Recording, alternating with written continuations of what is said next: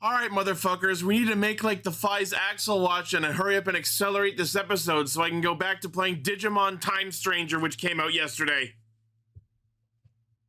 Okay, do our best. I summon Time Wizard in attack mode. Fuck! Wait, wrong series. That's not the Time Stranger. Everyone knows him. Oh, Timemon. I'm assuming there's a Timemon, probably. There's a Clockmon. I don't think there's a Timemon.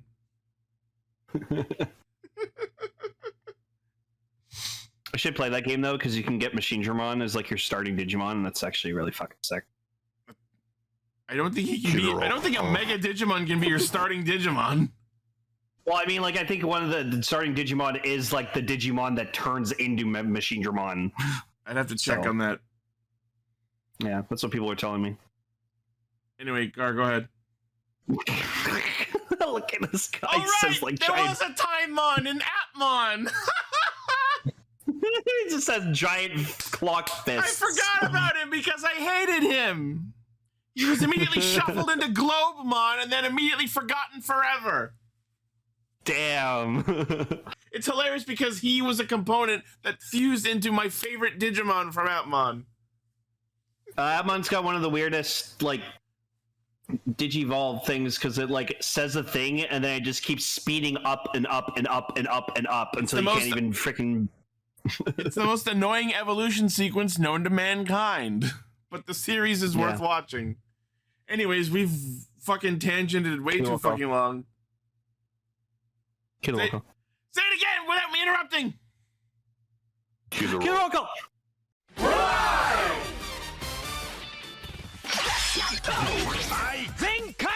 Connect. Loading. Broadcast. Perfect! Showrunning Super Savant. Level up! Bluecaster Super Ichi. Loud and online. Greycaster Robolane. Researcher of the Tokuverse. Yellowcaster Ultragard. Combining comedy and critique. On air since 2014. Radio Sentai Castranger. Welcome, everyone, to Radio Sentai Castranger, episode 555. That's right, it's episode 5. We made it. Wait a minute, I should be... you know what we should do? Radio Sentai Castranger. Podcast. I don't know. Welcome everyone to Radio Sentai Castranger, the trio where the potential next Orphanox talk about Kamen Rider Super Sentai in a third thing. I was thinking about that like all week, and I'm like, that's a good idea for our little ad lib thing. How many fucking Castrangers?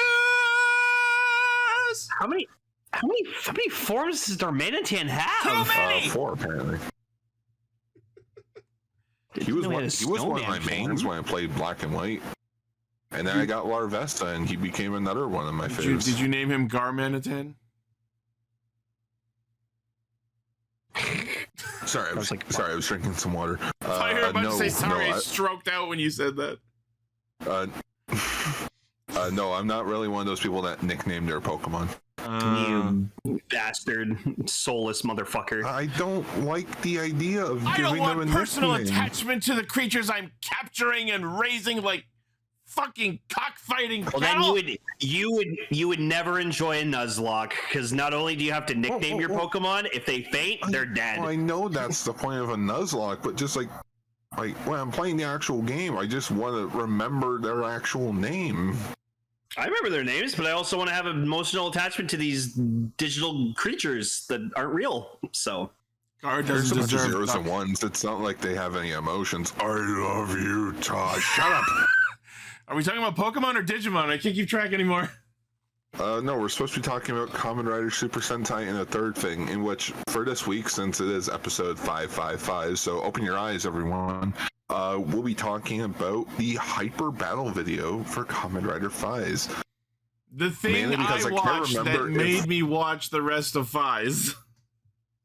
Because I honestly can't... Wait, we did talk about the first episode of Faiz, did we not? Yes. That's why I have the bumpers already. We talked about it very passionately. Yeah, like... Oh yeah, we already talked about the first episode. Well, why didn't we do Paradise Lost then? Because it comes after the series? I guess so. That includes a lot of context. Yeah. We should talk about that movie anyways, because it's really good. Well, I think for now on, if we're talking about a movie that involves context, we need to talk about some episodes of a show so that the audience that's listening to us has the context. Deckard, 22-year-old. It's from 2003. Yeah. The fact that Hibiki's celebrating its 20th anniversary this year. Yeah. Screw the audience, says 7. You're in the audience! I am the audience. That just reminds me of a funny joke I wanted to do back in high school. My high school had an auditorium of like 100 seats, and I wanted to put myself in like every spot and just say in unison bullshit, so you just hear an entire auditorium of me just shouting bullshit. And it's not like bullshit. No, it would have been bullshit. Wasn't there a movie where there was like a bunch of copies of someone all saying bullshit at the same time? No, it's the architect scene in The Matrix. Oh. Yeah, bullshit. That's what I'm thinking of. And quick news, I finally got my Toku stuff that I was waiting for months, and I finally got my Universe Stegosaur. Neat. Got the silver backhand. It's cool. It's dinky. The motion sensor keeps going off constantly, so when you move it any sort of way, so it's annoying as shit, but it's cool. It's dinky. Hey, look, and the ring. For those in the video, if you look at the photo, you can see the 4 main ring warriors that the show did and then gave up on. Well, 5. Kogata's under them. He doesn't count. Yes, Why would he not count? He doesn't. That doesn't. He counts more than most of them. He was played by Taya. I was about to say, remember when this show had ring warriors in it? I missed that. Like I got to the Prince episode of like, oh, I'm from Amasia, like the planet Amasia. I'm like, from that's the T planet. Fucking yeah, what? And he's like, you know what? I'm in a good mood. I don't feel like fighting another ring warrior. And that's why I posted in the Discord. I'm like, I kind of miss, or I'm kind of sad that they never did anything with the whole ring thing. All right. Like, anyways, this week we're talking about Zeztz episode 4, Gozyuger episode 32, and yes, the Kamen Rider Faiz Hyper Battle video.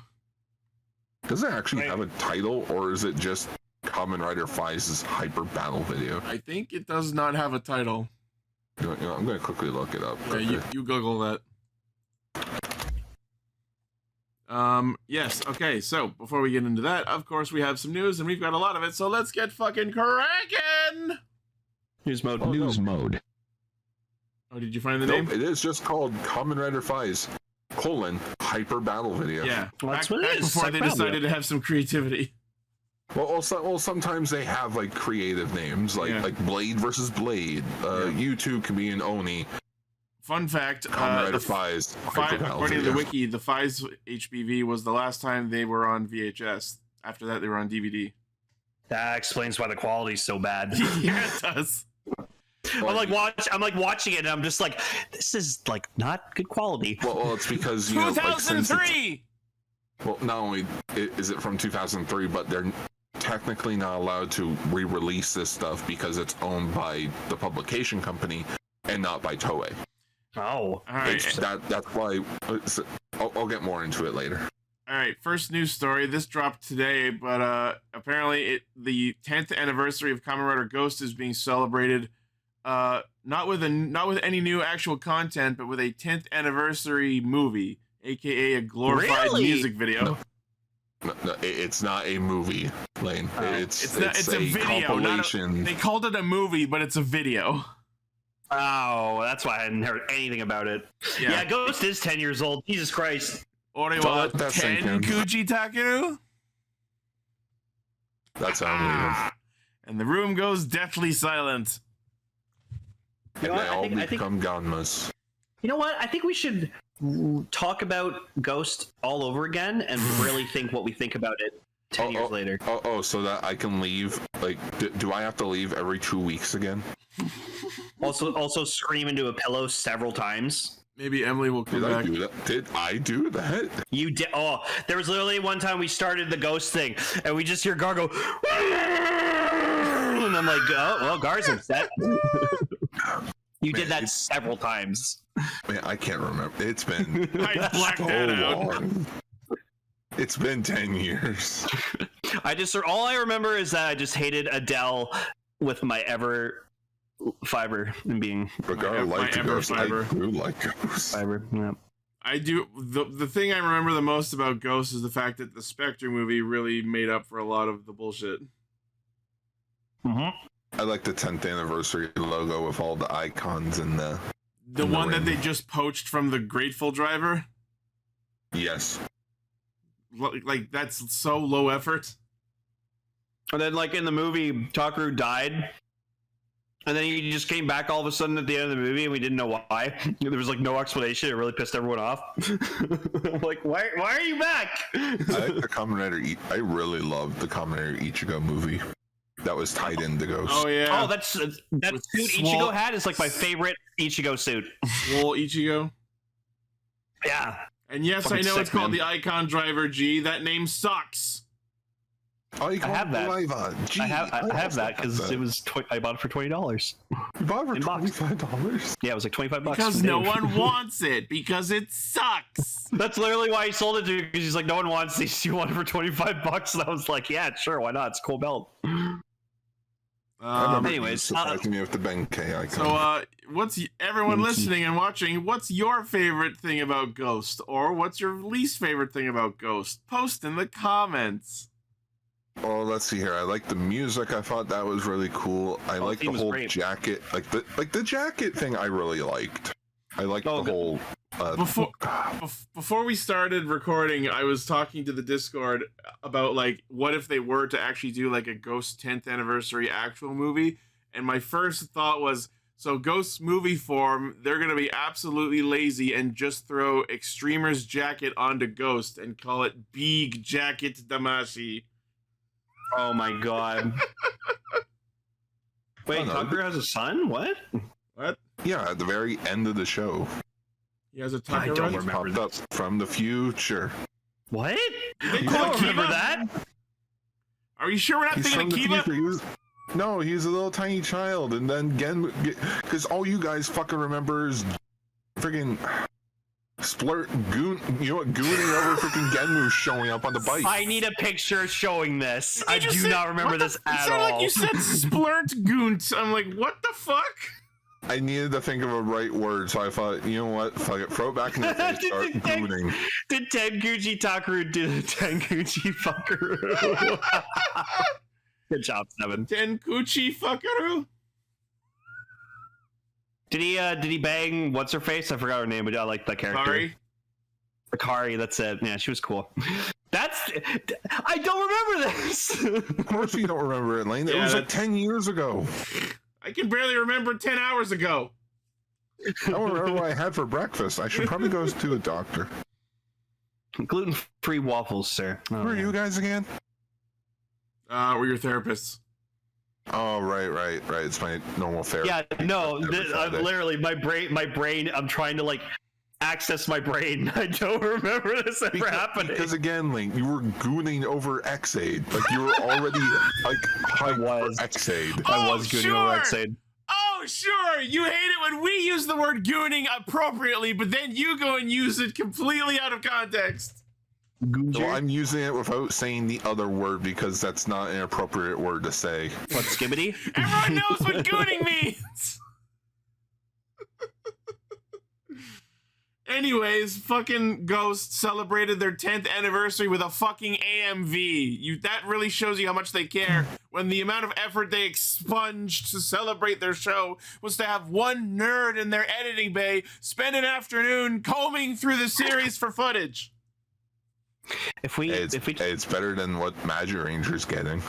If we don't get an X-Aid movie 10 years later movie next year, I'll be sad. I want X-Aid 10 years content. That show deserves some shit.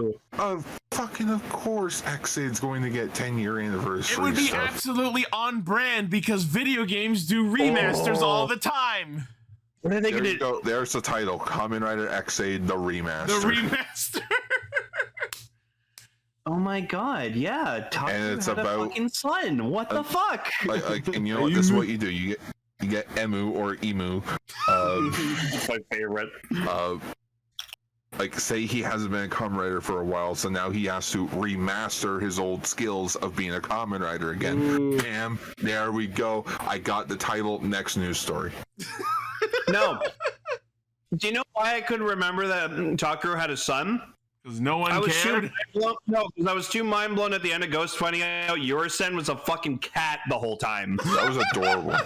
It's so stupid. No, it's adorable. The old man's like, "Oh, You're Yurisen," biased. and he's like holding a cat, and I was like, "Wait, what?" That was adorable. That doesn't you know explain why he could talk. Yeah, Yurisen was a fucking it's cat. a soul. Like you could hear a goat. Like you could hear a soul. Of course, it would be a cat. You can hear a goat, Oh, you can dude. dodge a Oh. ball.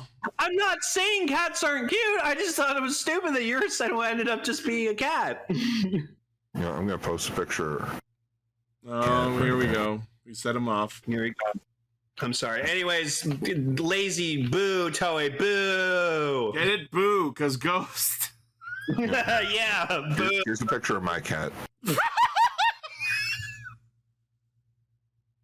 What the fuck? It's from Ultraman Dyna. I was like, why did... What's with the new Furby? Literally, Gar loved this thing so much that he couldn't watch the episode where he leaves the show because he was too attached to it. I was like, "Oh, I watched the thing. Did you watch it for the recording?" He's like, "No, I couldn't watch it. I don't want to say make it too sad." goodbye. And I'm like, "Wow." Yeah. So we waited till we finished everything, then we went back and watched it and talked about it. I couldn't, man. I fucking couldn't. I Right, love didn't this you? thing. And They made a robot version of him too, and Gar hates it. I love God. the robot thing. Metal now. Furbus. Yeah, they made Metal Hanajiro, like a robot one. And he also does the meows.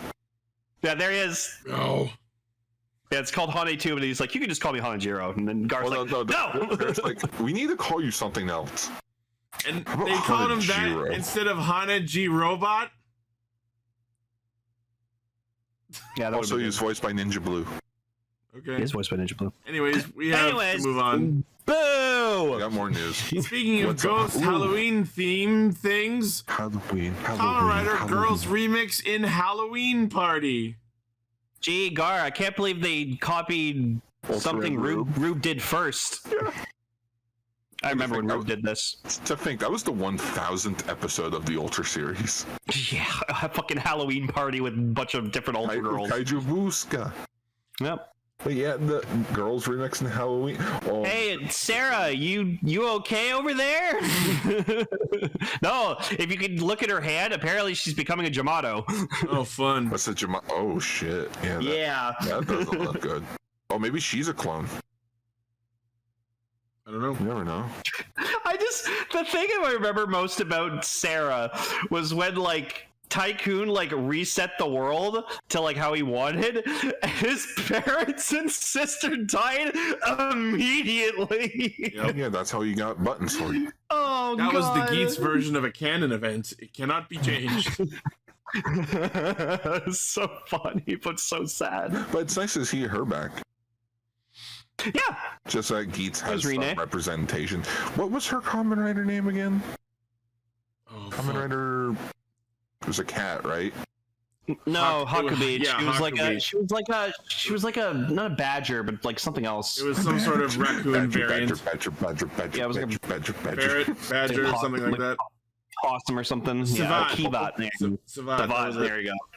Which is Kavad. hilarious because next to her is Kivala. Kiva. Anyway, Well, someone there's using three. Kivala. Yeah, I was like, that doesn't look like Natsumi. Yeah, I'm like, that's a Natsumi-kun. I don't think Natsumi's ever coming back to this franchise, guys. Okay, so the Toy Tokusatsu YouTube channel posted a new teaser for Girls Remix in the Halloween Party, revealing returning cast members and the release date. The special's theme song is Go As One Halloween version by Rine Kudo with Girls Remix, composed of Ryo Matsumoto, Hikari Kabashima, Angela May, and Hikaru Yamamoto. Joining the cast, returning is Hikari Kabashima, Arisa Komiya, and Miyuki Sawashiro, reprising their roles as Hana Natsuki from Revice, Sumire Kurono from the previous Girls Remix special, and Decades Kivala. Is that actually Natsumi? No, apparently it's a Kiva character. Which Kiva character? Wait a minute. Several people are typing. Let me see. Miyuki Sawashiro, I know that name. Was it? It wasn't Shizuka, was it? The not love interest from Kiva. That The doesn't girl narrow that it had a down. crush on. Yeah, I don't remember. I just remember. Kiva? I just remember Yuri and. It's the voice of Kivala. Oh. All right. That's fine. So Kivala's Nito voice Boy, is yeah. now the human? I mean, No? Oh no, people are why saying not? no. No, Because I'm confused. I looked up Miyuki Sawashiro, and they have it listed as the voice of Kivala. Everyone's saying Well, no. I'm fucking just. Shizuka apparently is her name, character name in Kiva. Shizuka. Anyways, cool. Girls doing girl rider things. Shizuka's her! Oh, it's the friend who was trying to get him out of his like fucking. That's Shizuka, but weird she's swamp. played by Rina Koike. That's not Miyuki Sawashiro. Oh, so it's the voice of Kivala playing that character. Gotcha. Oh, Anyways, this is coming out October 26th. So they're just saying that Miyuki Sawashiro is voicing Kivala, but the human playing the human character is. Then why isn't Rika Koike being listed here? Was she in the previous one, and they're just not mentioning that she was added? I don't know. The article sucks. Yeah. Yeah. Moving on. In the third installment of Girls Remix, the resurrected Koyomi, Glottis Stomach, and Mime, I think who was from the Legend arc of Gotchard, face against Majade, Hakubi, and Shizuka Nomura. So yeah, Shizuka is in this. Okay, great. Who has awakened Fangire powers. So Shizuka is taking over as Kamen Rider Kivala is the bottom line of this. I guess they couldn't get Natsumi's actress back. Well, you know what, that's... I'm gonna look it up. Okay, Kamen Rider... Decade... sorry if you can hear my keyboard in the background, everyone. My apologies. Kanamori. So this installment is being once again written by Hiroki Uchida and directed by Koichi Sakamoto, premiering October 26th, just in time for Spooky Ween. It's streaming on TTFC. Speaking of streaming, sorry, go ahead. I just wanted to point out Natsumi's actress, Kanamori, she is still acting. I was fully ready for you to say, is dead. No. In fact, she's what is this? Television. She's just very busy. Yeah. All right. I forgot what I was gonna say, but anyways. Sorry. Nope, it's gone. Sorry. All good. Oh, just a quick heads up to the fans. If this gets like a rush translation, as in like a fan subber instantly like subs it like the day after it comes out, we will be talking about this for Halloween. I remembered what I was going to say. I didn't get a specific news article for it, but this is worth mentioning. As per this last week, Zeztz episodes now have proper VODs on YouTube. Woo! Yeah. We won! The fandom wins! No. We bullied them. Yeah, we Sonic the Hedgehog movied them into doing what we wanted. I can't believe the Sonic the Hedgehog movie will be going down in history as the internet bullied the movie studio to change something. To be fair, it was objectively fucking terrible. Like, the fact that the creator of Sonic went, no, that's fucking ugly. Thank you, guys. We talked about that teaser poster on an episode of Extra for like 20 minutes. We Russian badgered them. We Hakubi'd them. Hey, Russian Badger's awesome. So funny. All right, anyways, so Master Chief on the soda? Girls remix, more like Girls Screamix. Got him. Just in time for Spookmas. Just in time for Spooktober, where everyone talks about Ultra Q because, ooh, spooky. Come on, guys. I love that they made that a thing in the frickin' Chip and Dale movie. That was so funny. Yep. Ugly Sonic. Yeah. All right, next. So not only did we get more Showa ride watches, but this past week they announced a couple more recent ride watches, which means we now have the complete collection of title riders as ride watches, all the way from Ichigo up to Zeztz, with the announcement of Gav, Zeztz, and 01 ride watches. I feel very awesome. I can feel the energy of someone flipping the table on this set because they have to buy another 01 ride watch. Yeah, so Decker did all the numbers and stuff like that and like calculating. So it cost $1,000 Canadian to get every single ride watch. Well, Like every main title rider rider ride watch. Yeah, every title. Yeah. Joke's on you. That's probably like retail price though, so I can find stuff like probably like on eBay and like various other sites for like cheap. Yeah. So yes, Premium Bandai posted images of the Zeztz, Gav, and 01 ride watches, which are coming as a 3-pack. I wonder if the 01 ride watch is different from, like, so for those that don't know, when 01 was coming out, if you bought the 01 driver as a pre-order bonus or like as an early first run bonus, it was a campaign item. It was a campaign item. And it wasn't like a candy toy or Gashmon. It was a full-on DX 01 ride The article watch. listed as a non-DX campaign prize, so this is technically the first DX 01 watch. Yeah, I think it was like it had like the sounds and stuff in it, but it didn't like light up like a DX. No, it lit up. I have I have it. Oh, okay. I went to Japan and I walked into the store and I said the password. I'm pretty sure I had one too. I think you gave me the one that you had. Mm-hmm. That one looks cool. I love the Gav colors on a ride watch. It looks cool. Yeah, they're very bright and peppy colors. Even the Zeztz one, I wonder which if we're is like sort of darker shades, looks very colorful. I wonder. This would be full dedication if Bandai kept this up until 2048. Like the year that like the future takes place for Zio. Oh, it was 2058. I was gonna say I don't think it was 2048.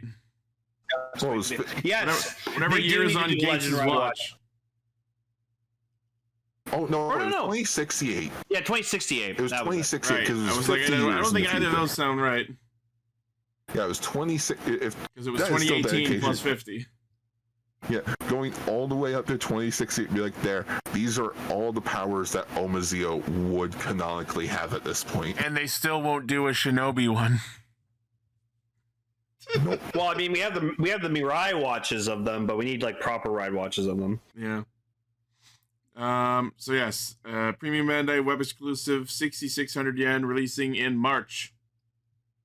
But yeah, if they do a Legend DX ride watch, I will pick that up because I fucking love Legend. You know, if they do one for every Ryuki rider, I will buy it. If they do a I mean, I know there's Blades one, I'll buy that. Scissors DX one. I knew I need mentioning a Shinobi Furbus would ride set watch. someone off. I want a Furbus ride watch. No. I'll buy the Black RX ride watch and take out the audio bit, insert my own, so whenever you click the button, it just plays the Mask Rider theme. You know what? Go find the fucking Furbus head Zaren Zephyr bot and I don't know why get up him. my brain just went to. I imagine you making a custom ride watch, but it's just your face. You press the button and it just says Gar. Gar. Yates. Yates. Rider Hama time. Yeah. Utoda ga. Gar time. Anyways, all these ride watches are very pretty, and it's very cool they did this. Gar's finisher is to spend months editing a video. Yes. It's just a massive backlog taking physical form and slamming down on a person. It's just like a rider kick, but with a glowing like video timeline. Yeah. All right, next. Yet more fucking Gochizos, because we're not done with those yet either. Oh no, they're gonna be doing Gochizos forever. But this is actually kind of appropriate, given that it's October and it's Halloween candy season. These are Halloween-themed Gochizos. But the Sachika delivered them in the Halloween outfit. Only if you pre-order them with the campaign bonus. The middle one, like the Chokodon one, looks like freaking. It reminds me of like a Wonka bar. I wonder if Homer's still looking for the chocolate factory. Go to horny jail. Oh, this is interesting. So their names are slightly different. So we have Mischievous Poppin' Gummy, Choco Zon, because it's a zombie, and Dorakan. They're coming for your hunty. Dangerous chocolate. Oh, that's riff the of sweet. chocolate noises. No, you know what? That's the sweet stuff. When you eat it and you're just like, oh, that's too sweet, and it's just like, nope, I don't want to eat that anymore. No, the Chokozon just tastes like brains. Chocolate brains. Chocolate brain. I don't know why you guys thought of that and I didn't. It's like we were longtime roommates or something. Oh, hang on, I gotta turn away to breathe away from the mic. I move away from the mic to Henshin. Alrighty, when's this coming out? Like February? It's Oh, October shit, themed. Of course it's coming out this month. October 11th, 1980 Oh, that's actually a shocker. You know what? That's shocking to me. It's a shoka. Shocker chocolate. Chocolate. Chocolate. Shocker. Chocolate. So guy in chocolate to an electrical storm. God, we're old. Yep. Yeah, so that's fun. Funny quick story. So my coworker, he's like 27 or whatever like that, like one of the other cooks in my work. And like he decided to put on some music, and I'm like just washing dishes, mind my business, and then I just hear like that meme that's like that like that old God. video. And I'm like looking over at him, and I'm just like, and he's like, "Is this a great song?" And I'm like, "I forgot this was an actual song someone made." Dude. It's actually a song where a guy's just like singing, and then he just goes. Like I thought it was just some guy memeing. No, it's not. That's an actual fucking song if you look it up. Oh, I mean, the audio had to come from somewhere. I mean, I listened to Numa Numa this week, Oh, God. which I found out is not the actual title of the song. No. You think? No, it's the name of the fucking meme. I Numa dance. just aged like 20 years. That's in Fortnite. You're like on a chair and you're doing the Numa Aging dance. 20 years? All right, anyway. Cool. Moving on. Cool. Speaking of scary things, we have the formal article about the Henshin Kigen for Zenki and Todoroki, the anniversary complete selection modifications. God, Zenki looks so cool. I prefer Todoroki's very clean silver. Oh, I thought Zenki was the silver one. No. Zenki is the rusty brown one. And Todoroki is the new age one. Hang on. I'm very sure. Zenki's old. Yeah, because he should have been out of the game years ago, because- but he can't stay home because he hates his wife. Okay. Oh, yeah, Zenki is the bronze one. My bad. Anyways, It's yeah. a I like liar both of them. liar line. Oh, they have a Shuki version too. Yes. Remember Shuki for like the 2 episodes she existed? Yeah, and she decided to like be like, I'll be fine, and just ran headfirst into fucking fighting, and then she got killed. Also, absolutely in the running for stupidest helmet in the entire fucking genre of tokusatsu. Like, look Damn. at that helmet. Jesus Christ. Well, yeah, it's because it's got a real face on it. Yeah, it's kind of. I've always found her helmet to look kind of awkward, but now seeing it in high def, yeah, that's kind of stupid. Do we know what Sabaki's sensing device was? Whatever. No, I don't. You know what instrument he was using? Well, no, because Sabaki never really had a human form. You can tell what it is just by looking at his belt, because if it's the drum, he'll have the drum on his belt. Okay, so he was a trumpeter. Oh, so he had the whistle. Yeah. Okay, so yeah, if you get Ibuki's whistle, then you can get which one is that? Because that one's got the guitar on the. That's Sabaki. So he's got the guitar on his belt. That looks like the guitar piece. I've seen different. Oh, okay. So he was a triple user. He used all three. Oh, neat. Okay, and look, there's a shot of him with the bracelet. Well, no wonder you like him so much. But then, if he uses all of them, so he just had 3 separate forms then? Oh no. Okay, so apparently in the PS2 game, his best weapon is the guitar. Okay, so yeah, primary guitar. Okay, so yeah, Gar, if you get this, you can own Sabaki's Senshi device. Yeah, you can be Sabaki. I can become Sabaki. I must. There you go, Gar, get the PS2 game and you can play as Sabaki. There you go. Again, I'm calling it. There's going to be a figure worth of Sabaki one. God damn it. All right, so this is part of the Hibiki 20th anniversary celebrations. This is the henshin device of Todoroki, Zenki, and Shuki. Completely redesigned from the DX version, closer in design to the one in the series. Most of the body is painted, luxurious appearance. The chain that is plucked during transformations uses metal parts to create a heavy texture. The bracelet part uses hard material to make it in line with the image from the series. Extension parts are included, allowing you to adjust the width up to 67 millimeters. So what you're saying is it's not an actual guitar string, but it's made to feel like an actual guitar string. Pretty much. All right, that's good enough. Pressing the strings as if plucking them will activate the transformation sound. It has buttons for BGM tracks and sound effects. Cool. Comes with replacement parts for the Kigen, so you can be Zenki and Todoroki with their specific version. Comes with the Seiji Gairu disc animal, which does not transform, just like the other ones. Nope. I believe that was the frog, if I remember right. You can rotate it and then lock it in and do sounds. That's about it. Premium Bandai web exclusive 18,150 yen March release. Damn. Oh yeah, I'm looking at the disc animal. That is the frog. The frog. The beetle. The bat. The rat. The monkey. The beetle.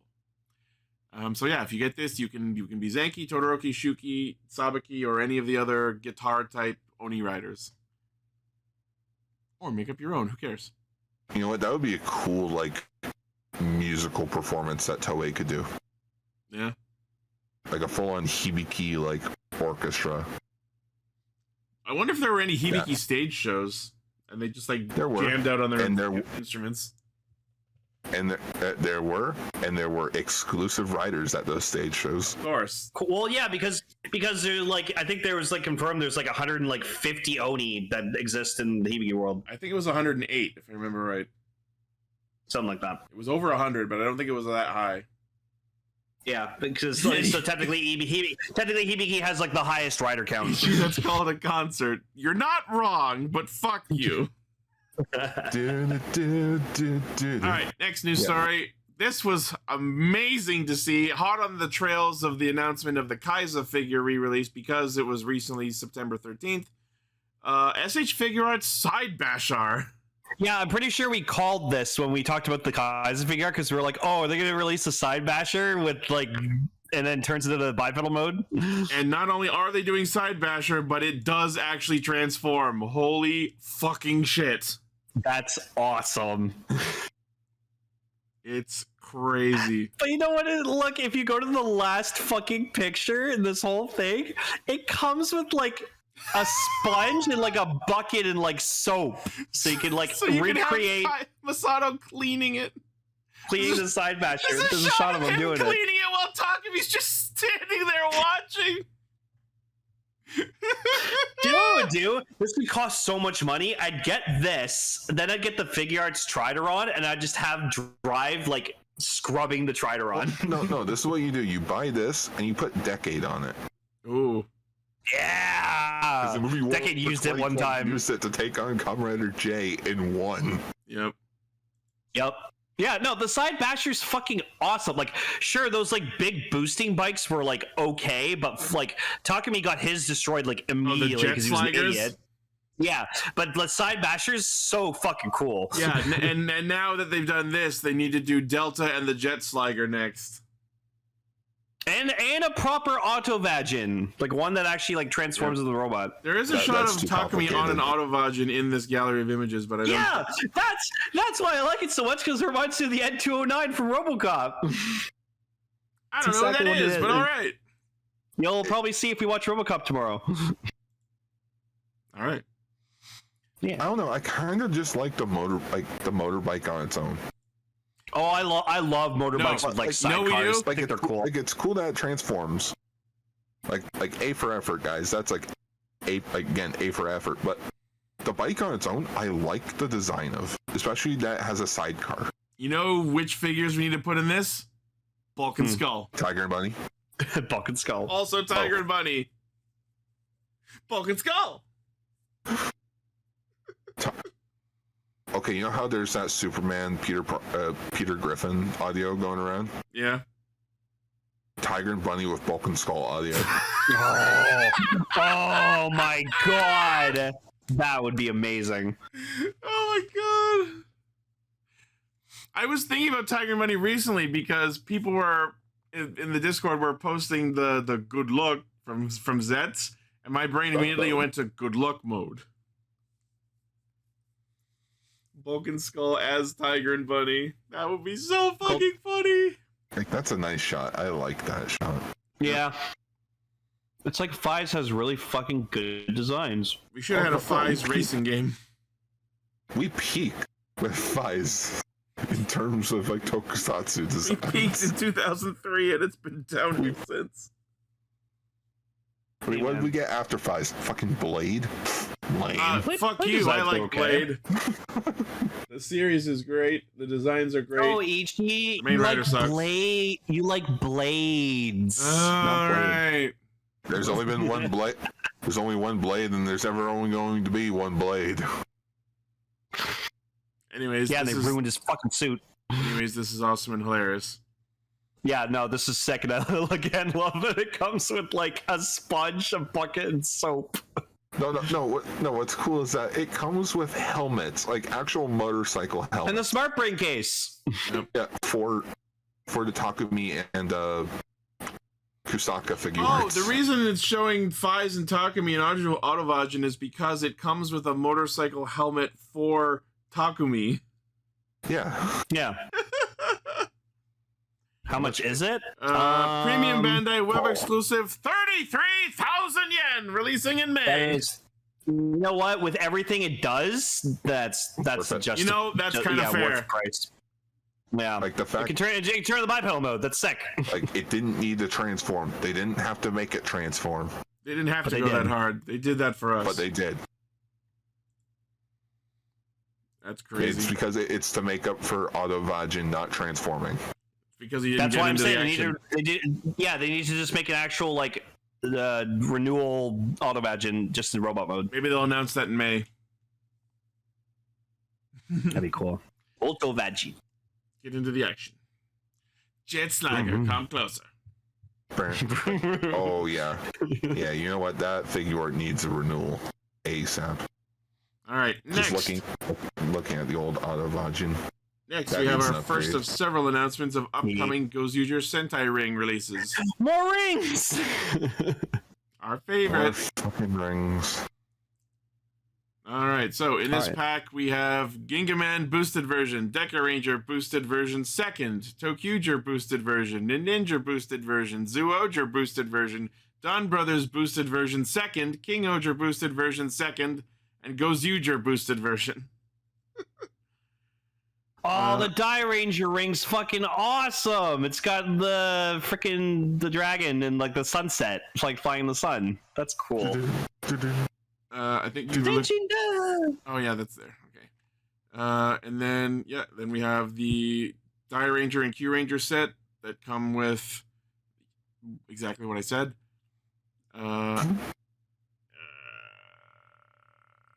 And then there is a polar set of Go Ranger and Go Sager. So let's see. The polar ones are okay. Power Up Boosted Pack. Each pack is 495 yen. October release. There are blind boxes. You get one per pack. Then we have the Die Ranger and Q Ranger. 990 yen. October 4th release. And then the polar ones, 990 yen. October 4th release as well. So that's October. Then we have a separate article for rings coming out the following month of November. Mm-hmm. We have Power Up Boosted Pack 05, which includes 5-Man Boosted, Hurricaneer Boosted, Aba Ranger Boosted 2nd, Deca Ranger Boosted version 3, Go Ranger Boosted, Ryu Soldier Boosted version 3, Zenkaiger Boosted version 2, Dawn Brothers Boosted version 3. Holy fucking shit! How many copies, different variations of rings is each Sentai getting? So Ryu Soldier, Zenkaiger, and Dawn Brothers are the crossover rings. Mm. Oh yeah, because they're different power-up forms.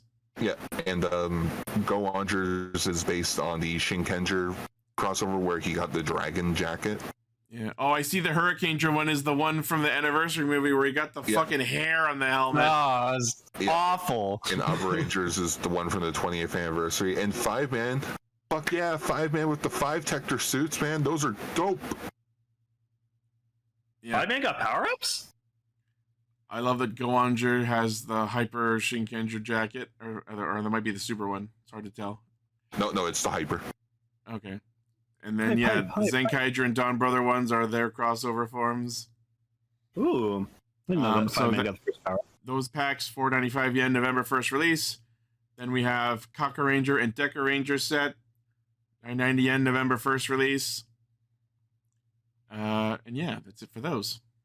So is that it? Is that all the rings finally released? For now. I don't know if that's every single one, but that's all that's been announced so far. They'll keep making rings. They'll never stop the Sentai. Nope. According to Decker, this is the end of the Sentai rings. That's all the main ones. But these are the boosted versions, so do we have boosted versions of every one? And the fact that there are second and third boosted versions of some of them means they could do more. Well, you can't do boosted forms for all of them because some of them don't have, like, power-up forms. I'll find a way. Jew Ranger would be cool, giving Tyranno Ranger the dragon shield. Yes. Have they not done that? That feels like an obvious one to do. Oh, they Do you know how they did? You know how they can keep these rings going? Do Blue Ranger, Blue Yellow Rangers. We make just do the other colors. I would be down for that if they did that, because then I could get rings of my favorite specific Rangers. Oh yeah, they did do Jew Ranger. Yeah, I was gonna say that feels like an obvious one to do. Yeah, that's all the power-up forms. Cool. See, now what we do is we take the boosted ones specifically and we make polar versions of those. Oh fuck.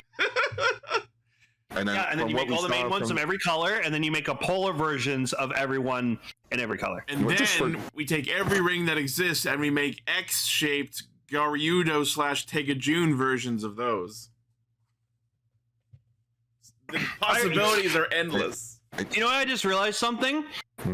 I might actually have to pick up a Tegajun because I realize it's the same almost the same colors as the BS Changer, and it's a gun. So, from the Power Ranger ring, and that would be fucking sick. All I know is I'm glad that I'm not collecting these rings. Yeah. No, that's why I was like, for my limit for Gozyuger merches, I'm getting the Universe Tegasword Power Ranger ring, and then I got the Zenkaiger ring as a bonus just because Ray as Zenkaiger Black was fucking sick. All right. Next, we have the action hero figure of Tegazord Goju Wolf, the new super form that is debuting in the next episode. Cool. It's all right. It looks better on Gozu Leon. So yeah, I like it. It looks dope. 160 Why the fuck millimeters. does he get his weapon? I'm joking. Because he's the Red Ranger. Fuck you, Gar. No, I'm joking. Because of course they're gonna give him the actual sword that he transforms with. 160 millimeters tall, 60 points of articulation, 4,400 yen, October 4th release. Action hero! Now you see, Boom Boonger? That looks like an ancient sword that's been stuck in the earth, that's been stuck on a planet for thousands of years. That isn't related, absolutely a copy of a sword you were using as part of your gimmick set. Anyway, we have special clear color versions of Tegasword and Gudaburn. Oh, these are awful. AKA versions that won't last nearly as long on the shelf. No. No, they're gonna break. Like, Polar cool because it's like ice. Looks like ice. That kind of makes cool. A little thematic sense, but it's literally the equivalent of Power Rangers metallic armor. Like, but why? Like, money. See, this is why I'm glad the Universe Tegasword was literally just the Tegasword but silver, and now I just have a silver Tegasword mech and it looks sick. That they never did in the show. No. How many alternate versions does Tegasword need? One for every finger. Finish a finger. Yeah, so it comes with all the components from the DX toy release, but in special clear color plastic exclusive to this set. Oh, is it just one set? You don't have to buy two? Correct. 14,300 yen, cool. November 1st release. Combine them into Tegasword White Burn Clear version. Oh, it is a set. Yeah. Cool. So if you want any of these individually, fuck you. Hey, look, I don't want either. Hey, look, it's the combination that they did and then just gave up on. They did like twice, maybe 3 times ever. Yeah. Which is just as bad as Extreme King Oger, but I've talked about that plenty. Oh, here's something Gar will like. SH Figure Arts Kamen Rider Old Nego. Kamen Rider versus Shocker version. Gimme. Again, I just think Ichigo and Nego look 1,000 times cooler with their like original debut designs. Like just, Yeah, they look so cool. So this Senchoku Seiho is based on, of course, Kamen Rider number 2. But that's not just the coolest thing is that this is his like original design. This is from the Kamen Rider versus Shocker film. Yes. It's the very first Kamen Rider film that used original footage that we talked about all the way back in 2021. Nice. Oh, I never noticed Nego's belt's white. That's cool. That's Ichigo.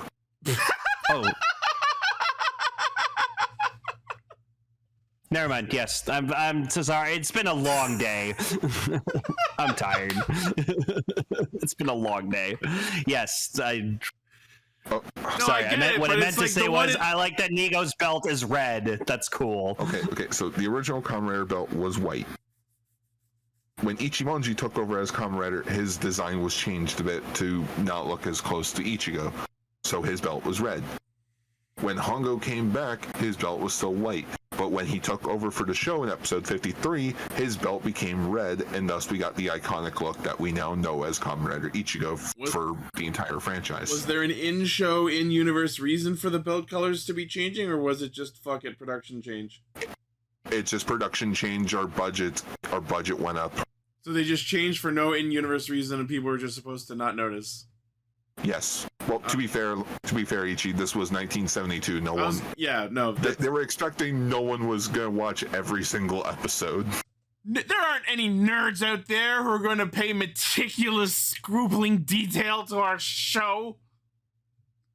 It's about men in tights jumping around kicking dudes and monsters in rubber suits. Fuck you, Ultraman. Our show's cheaper. What's this?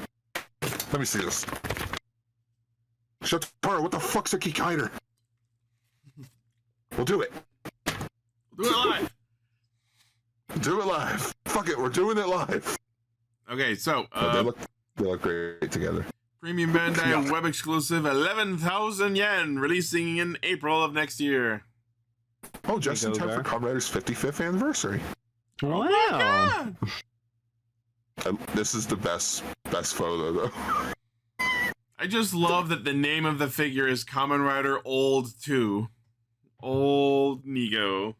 Well, it's because I guess that's like, so to compare to Ultraman, the original Ultraman, he has 3 different designs throughout his 39 episode run. Type A, Type B, Type C. Yeah, they're known as A, B, and C type. So I guess for Kamen Rider fans, this is like Kamen Rider Nego, but it's the old version instead of the, because I guess you can't call it Kamen Rider Nego first version. Yeah, Type A got water damage, and then Type B was supposedly stolen. I asked Ben Ferrulia about that. It did not. It got stolen afterwards, but when they were doing the show, it was not stolen. Imagine if it was like Kamen Rider 2 Type 1, Kamen Rider 2 Type 2, Kamen Rider 2 Type 3. Right, because you met the actual suit actor of the original Ultraman. So yeah, that was like 2 years ago. That was badass, though. Again, Nego just looks better with the black helmet.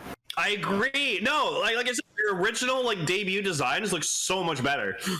Because I remember when you watch All Riders versus Die Shocker, and you used to see Ichigo and Nego team up, and I'm like, they look exactly alike. The only thing you can tell the difference between them is that they have one has red boots and gloves, and the other one has white gloves and boots. And again, Toei tried to bring back the black helmet for Nego, and they just gave up. I'm like, no, guys, that helps. That really helps. It does so much.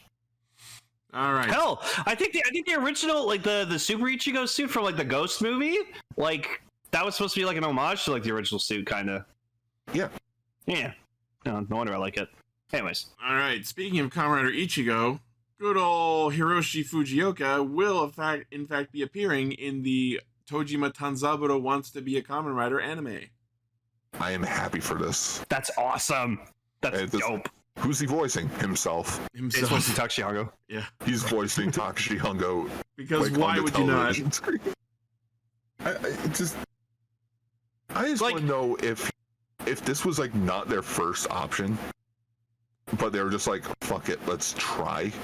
No, yeah. I figured they were probably just gonna use archive audio or something from the original shows, and then they're just like, what if we actually got him though? Well, either archived audio or Tomokazu Seki. Yeah, or just some sound alike. This man retired 10 years ago, and he's still fucking doing let him shit. stop. They won't let him stop. No. To be fair, at least it's not consistently doing stuff. It's just once in a while. It's every hey, couple years to go again. No. You know what it's like? It's like Charles Martinet, the original voice of Mario. He retired from playing Mario, but he's still going around as a representative of Nintendo. You know what this is? This is Hayao Miyazaki's retirement. A retiring proceeds to spend time at the office when he's retired. That is a really badass picture of him holding the cheap Ichigo mask. Yeah. So cool. Again, they're on Amazon 20 masks in a pack. Yeah, I will contribute money. I will contribute money to get one of these masks, and I just want to have one. Till you're 90. Shit. I mean, the original Ultraman actor said he would still be doing it until he's 90.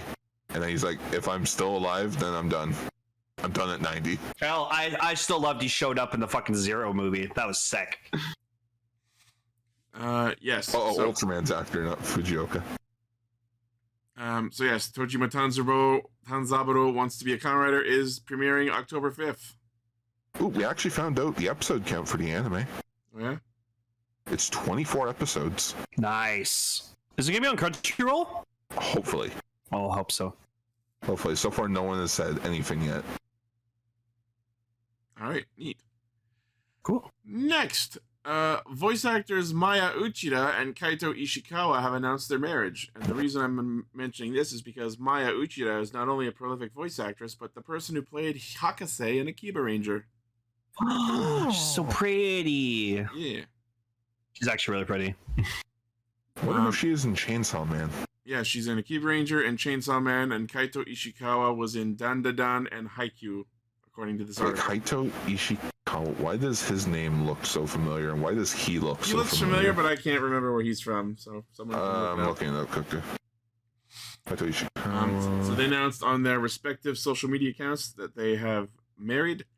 They expressed their deepest gratitude to their fans and colleagues who have supported them, and thanks to their support, they are continuing their careers. That's great to hear. Oh, that's Ida from My Hero. Yeah. Oh shit. Yeah, there you go. Let's see this VA. Neat. And he's Joji and Dad to Dad. That's Ida's VA. Holy shit! Jesus, my favorite character. I still need to watch Dan to Dan. You do. It's fucking great. Yeah. So, they spent more time together. They strongly felt they want to walk through life together and take this next step in their relationship. Aww. The two are inexperienced and ask for continued support and guidance, and for people to continue to warmly watch over them. They're also both co-stars in the Gate anime, playing Shino and Takeo, respectively. So congratulations to the happy couple, and glad to hear they are both continuing their careers. By the way, speaking of anime, a new Sword Art Online Abridged episode came out last week. I saw! It was so good! Oh man, that shit was funny. Think we'll get the last episode before the year's up? No. 100% no. It takes so long between episodes. But we got one episode left. Yeah. All right, and we have one news story left, and that is Shunya Shiraishi is leaving his acting agency, aka Kamen Rider Wizard. Well, you know what? I always say we're never going to see that character again, but it's something you never. He walked into his agency and then went poof and disappeared. No, his agency couldn't pay him in donuts anymore. Plain sugar.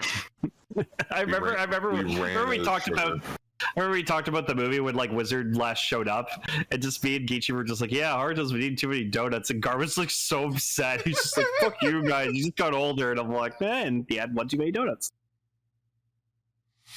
So he announced on his social media account that it is leaving HoriPro, his talent agency. Expressed his sincere gratitude to HoriPro, who has continued to watch and support him for 17 years. He is considering how he wants to spend his limited and future life as an actor and as a person. He will later provide an update regarding future activities and contact information at a later date. Do you know why I ate donuts? Because they're shaped like rings. Thank you, Lane. That is the joke. But just, he announced that he's leaving his agency. But look at the photo that he used. I tried to copy it, but I can't do it, so I just. The photo is kind of sad. It's just him sitting on the floor of a room. Yeah, it's just like that's kind of depressing. Upsetting. Well, you might not like it at least. Oh, you know what it is? He's left to join the Ring War. No, you know what, Toei? Toei, you fucked up. By not having him show up as a ring warrior? You literally have a Kamen Rider that uses rings and didn't get him to come in to do like a mini crossover special with Gozyuger. No. He should have been Magi Ranger. That would have been perfect. No. He's gonna live the rest of his life being like a street magician, and someone's gonna point him out on the street and be like, "Oh, wait, are you a wizard?" He's gonna go, "No, I am a magician. I'm a Magi-chan." Magi-chan. You know what? He is. Looking at his like Instagram, he has aged really well. All right, and that's the news. Oh, was that What's good news? Yep. Next. Yep. Alrighty. All right. Time to talk about Ultraman for like an hour. I'm joking. Tell you what, while you do that, I'm gonna go to sleep, and that's the perfect segue into Zeztz.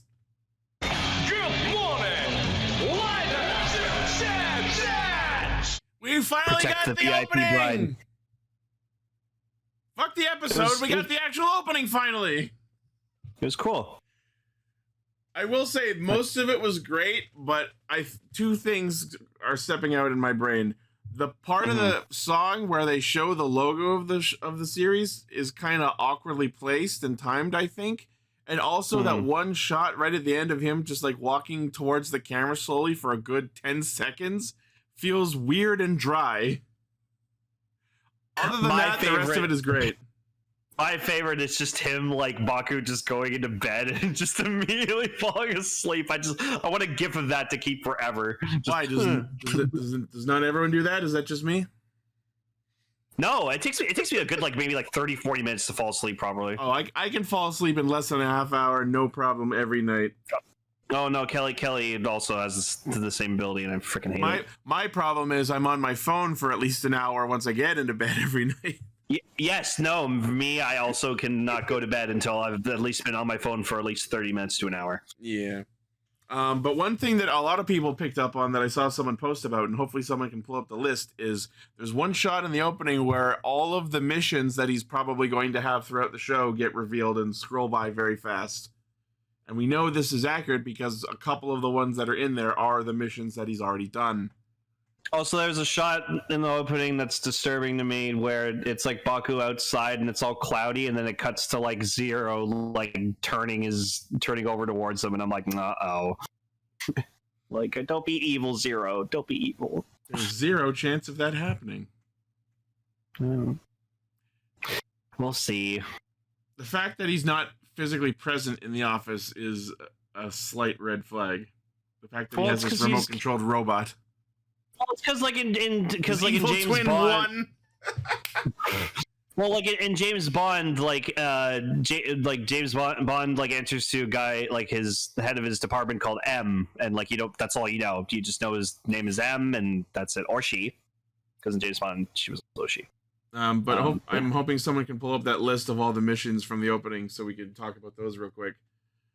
Code is the organization of the series, and it's written by someone who did X801 and Geats. True. Yeah.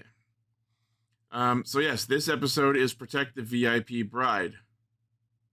And Baku is just the VIP bride. I thought Baku was undercover as the minister for the wedding, but then it turned out he actually was the minister for the wedding. And I want to think that's weird, but then I remember this is a dream and none of it matters. No, and also he his mission's to protect the bride. So the best way to be the closest to the bride to protect her is to be the minister, just right there when everything happens. So does that mean that in his dream lore he got ordained? Yeah, I mean anyone can be ordained. All right. Literally, Ichi, you could be you could get ordained, and then me and Kelly could get married by you. Actually, that'd be freaking cool. There it is. There's the list. I was married by my best friend. That'd be What about you? All right, so let's read through this list. These are all the missions that were in the opening. Stop the bomber, which we just did. Destroy the biological weapon. Protect the VIP bride, which we're doing now. Hang on. You gotta do this right, Ichi. It's stop the bomber. Destroy the biological weapon. Protect the VIP bride. Save the target. Escape Electro, Diglett, Nidoran, Mankey, Venusaur, Tata, Rope.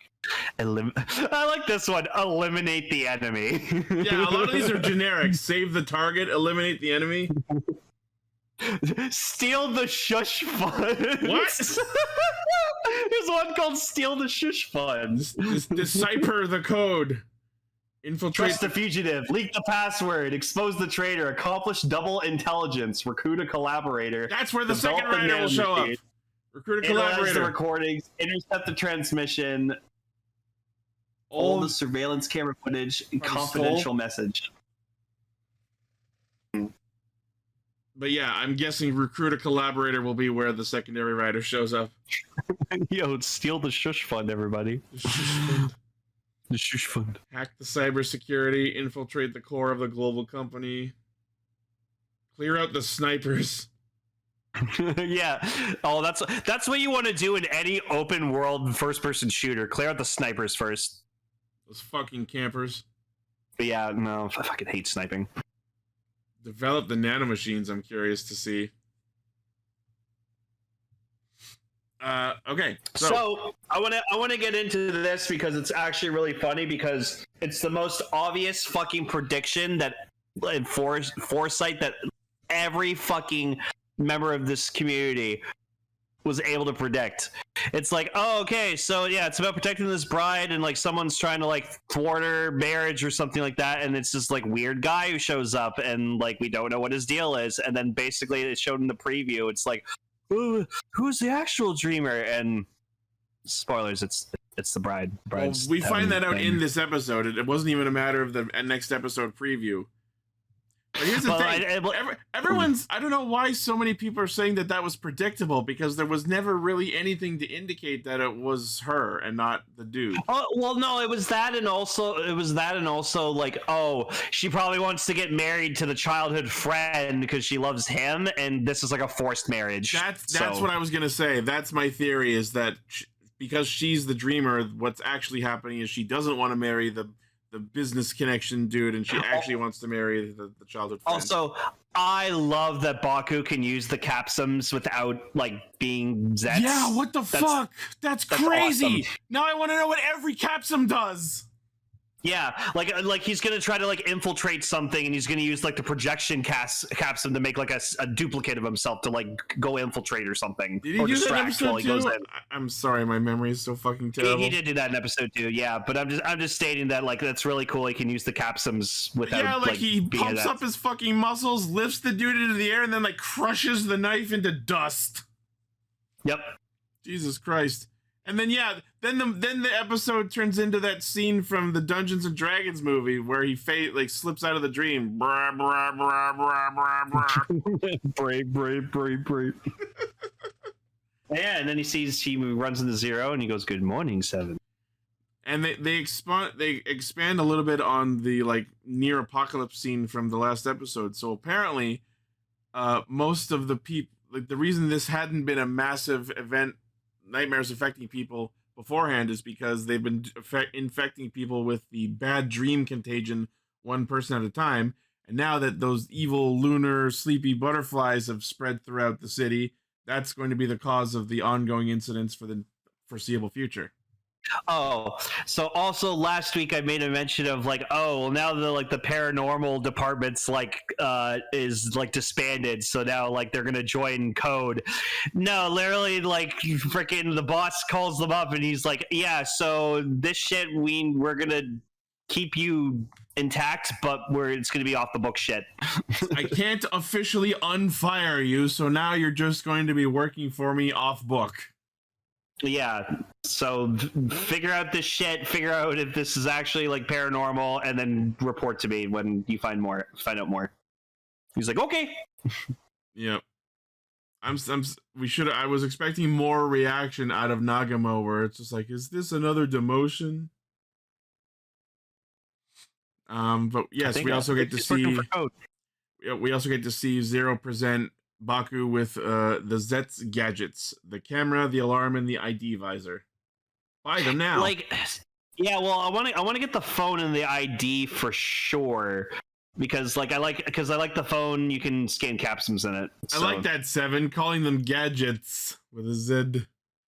Gadgets. The fact that the phone has this little like Pokedex hologram screen when you attach the capsums to it is very interesting.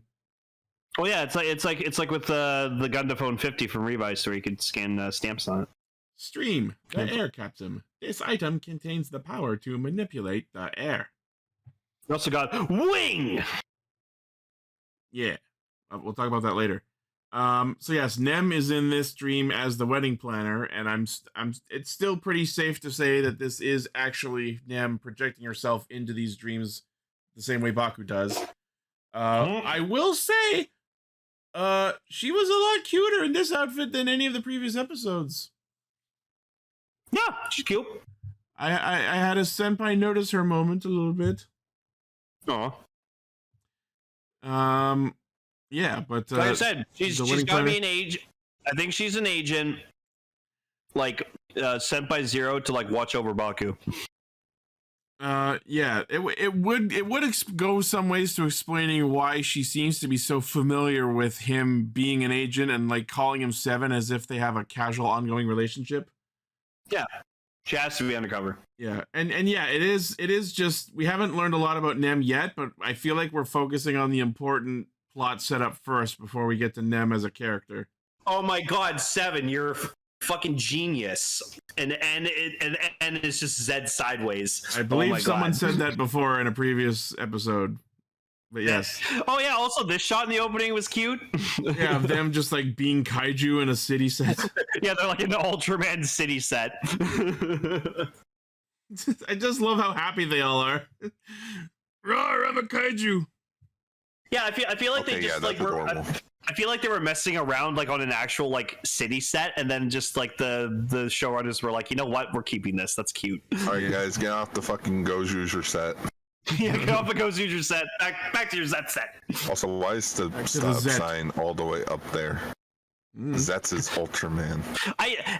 Decker, put up that picture of Zeztz with Ultraman colors. This is interesting. People are looking at this image, seeing that Nox is in this group with the others, and predicting that this means Nox is going to turn good. That's an interesting theory. I mean, we already know that he's Kamen Rider Yeats or whoever the fuck. Yeats. I'm sorry, did you just say Kamen Rider Yeats? His name is similar to that, but I can't remember what it actually is, so I just call him Yeats. Yeah, I think it's like Yets or something. Yeah. Yes. Right. Is that what it is? Yes. Yes. Yes. Okay, now we need David K to voice him. Yes. Does that mean we're going to have a Kamen Rider? No. No. Wait, isn't there a Bond villain called Mr. No? No, the Doctor No. Dr. No. There we Yeah, go. the first James Bond movie. Yeah, he's half Chinese, half American, and he has metal hands. There you go. There's sets with Ultraman colors. I got Decker to shop that for me. Yes, He's got a color timer. His belt's like a color timer. Someone post an actual picture of Yeats, please. I know we had one. Yeats. Alrighty. But yeah, I was watching the opening sequence now that we have it with subs, and there is a surprising amount of English in it, and I fucking died laughing when the last line in the opening is "Be the goat." Be the goat. Yeah, be the goat. Yeah, no, I always heard it when I listened to the song. Be the goat and easy peasy. We have the sequel to "We'll Make a Boy." It's "Be the goat." Easy peasy. Be the goat. Be the goat. Yeah, Baku is the goat. That's the plushie, but I know we got like a suit image. Yeah, but apparently that's not his rider form. It's like his rider-like or something. Neat. Yeah. Yeah, Physicam Wing does kind of give Batman Beyond vibes, but we'll get to that. So he gets the gadgets. We see the cops get their new duty, and then Baku starts using the gadgets to stake out the wedding, and then he's actually the minister, and then we see the way the Crow Nightmare shows up in this episode is so fucking badass, with just like the feathers raining from the sky, and then we pan up above the church and you see the chunked out blood moon, and he just flies into the shot. That was so fucking awesome. Yeah. He's molting. Oh. Also, apparently, like, we got some detail heroes for like Zeztz and like Zero and stuff, and apparently Zero's teacup is like the shape like the like half moon, like the bitten moon. Oh, nice. I can't wait to find out why the fuck it's like that. Yeah, see? That's a teacup. Oh, nice. I love people have been like they got the detail heroes of Zero and they just really, really fucking hate how yellowed out he is. Yeah. So people have been like photoshopping him like nice and white, which it's good, but it's because it's supposed to look like an old bike. He's so weathered. It's just yellowed He's out. seasoned. Yeah, he's weathered. Yeah, exactly. So like I honestly I like it. It looks cool white too, but yeah, it's because the bike's old. So yeah, see, that also looks good. It does looks good, also. I like The pure white version does also look good, but it makes sense for him to be yellowed. Yeah, so I like it. It's cool. So yes, we get he henshins into Impact. We get some very cool fight scenes. Stop whitewashing the bike. Stop whitewash. That's right, Vegas. Damn right. It's funny because it's not inaccurate. No. And yeah, then the Crow Nightmare does some crazy shit and like flips the world upside down, and we get the raddest fucking fight scene we've had in a while. What was this shit? Fucking Bayonetta? Right? We get the debut of Zezt's Physicam Wing, which is pretty fucking cool. I love the shape of the wings.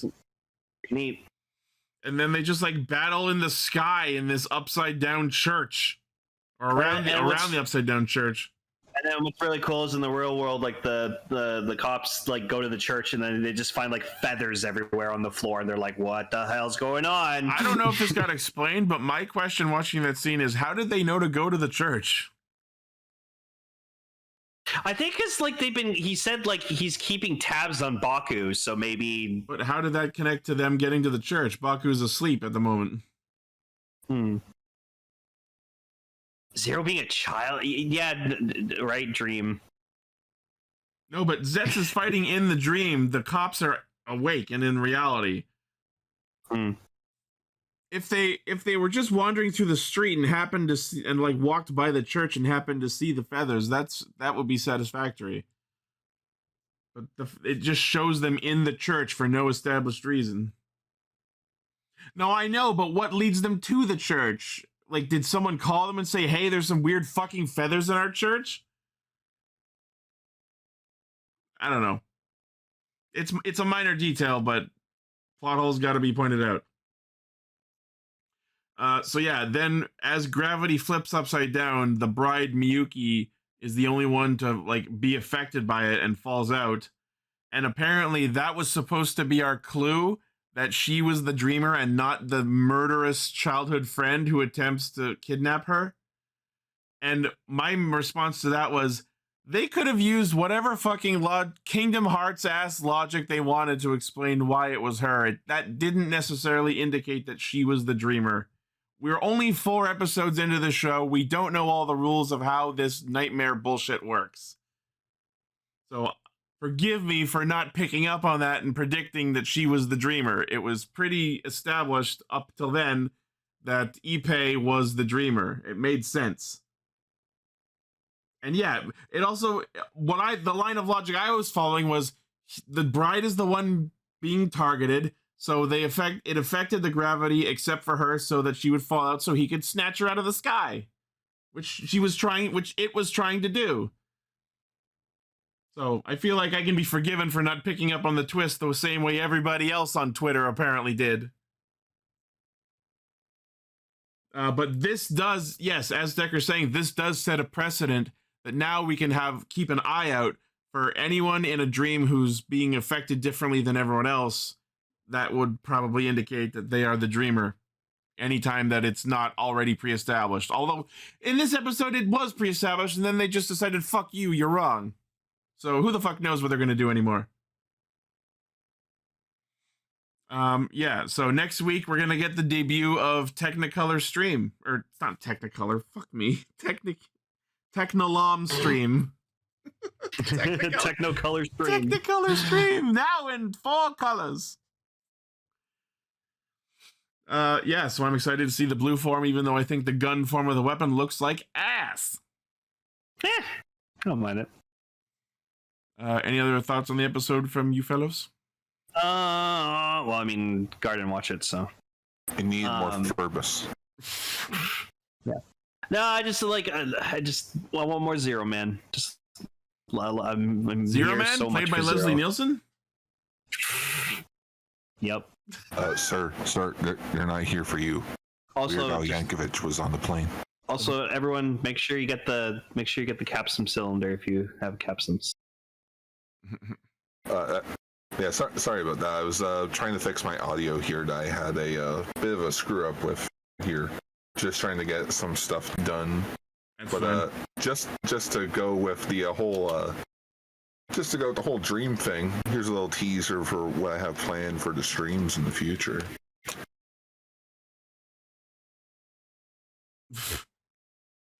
Dream?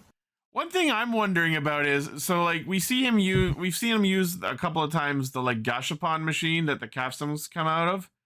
Yeah. What's stopping him from just spamming that thing and getting all of the capsules immediately? I don't know, but they won't do that. Yeah, you can join the Castranger server to watch the Saturday streams where we are currently in the end game of Ultraman Leo. Nice. And then afterwards, we'll be watching the 90s Kamen Rider movie trilogy with bonuses. Nice. All right. Take us in, sir. Engage.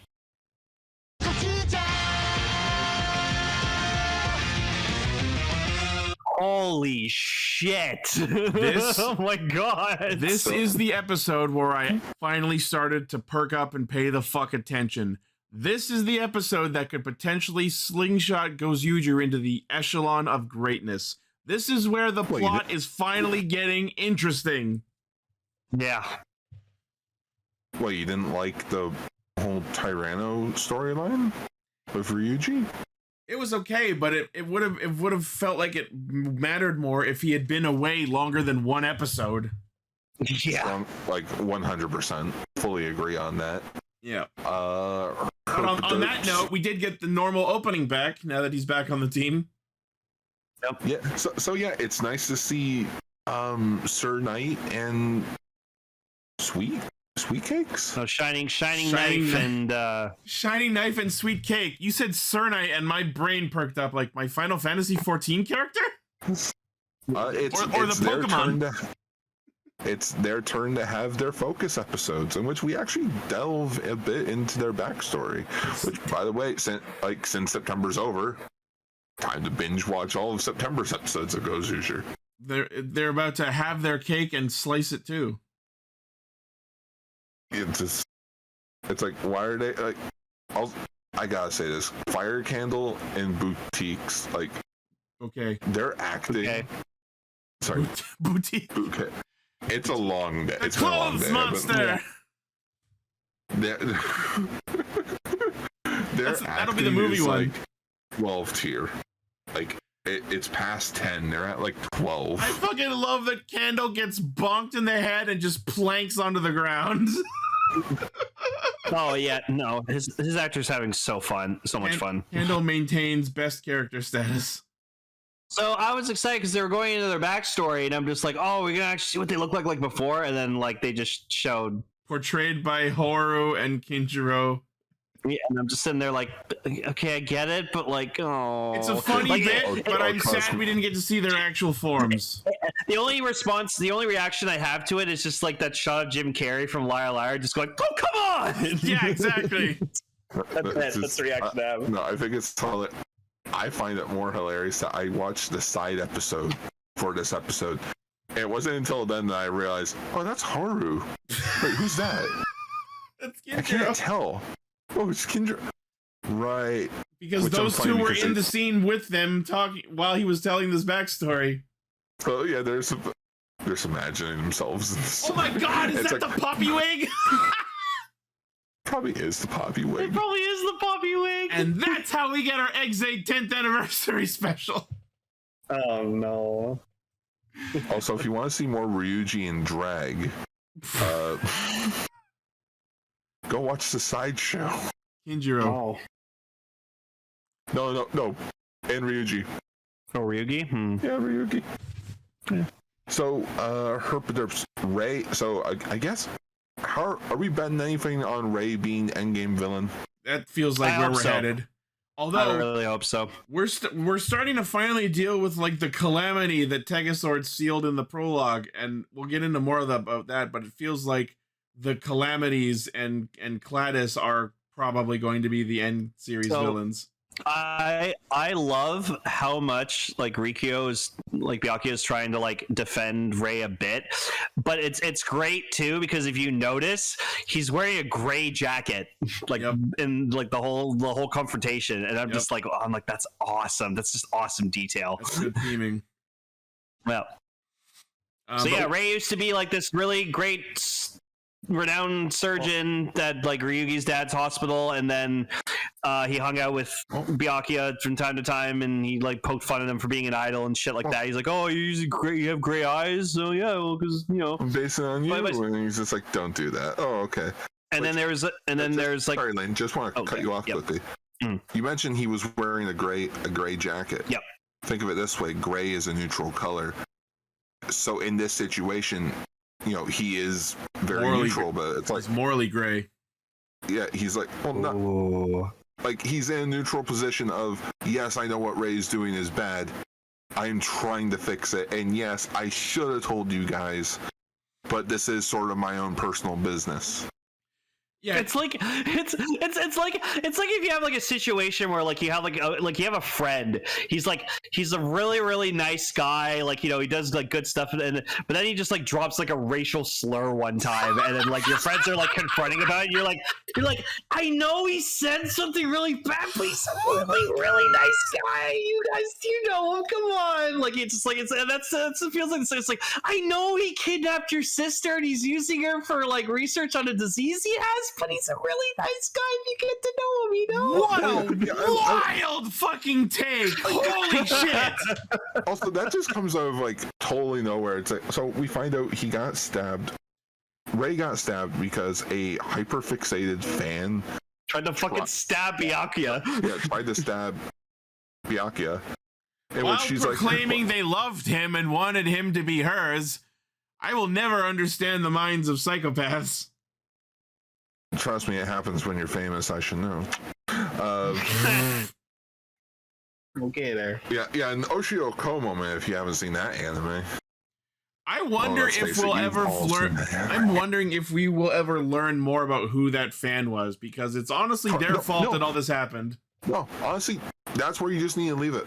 Because he even mentions, I never knew the fan, nor do I even know, like, if I ever will see them. Before we saw the flashback to that scene, when they were describing because of his interaction with a fan, I thought the fan was Oto.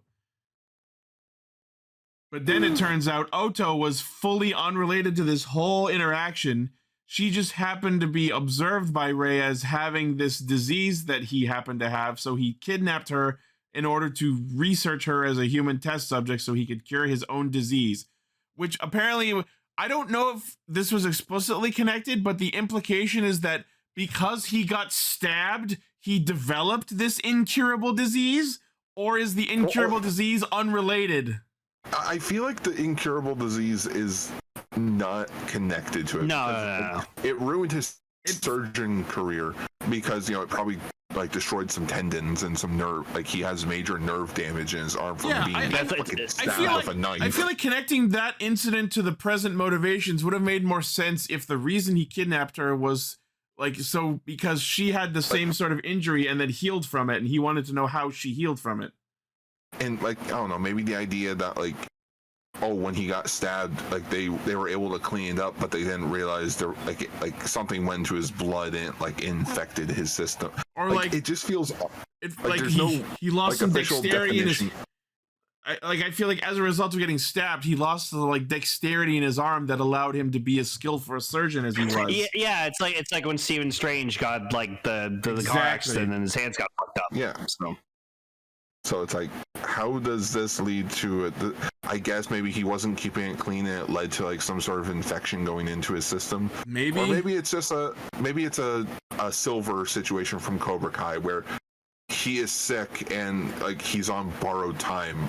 We're not going into it. It's just he's on borrowed time. If Ray takes off his shirt and has a snake tattoo or a scorpion tattoo or some shit, I will be angry.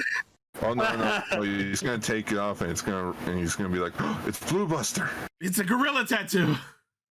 Watch Kuon's like fucking just like, I made Ray. He was the first artificial human I made with AI.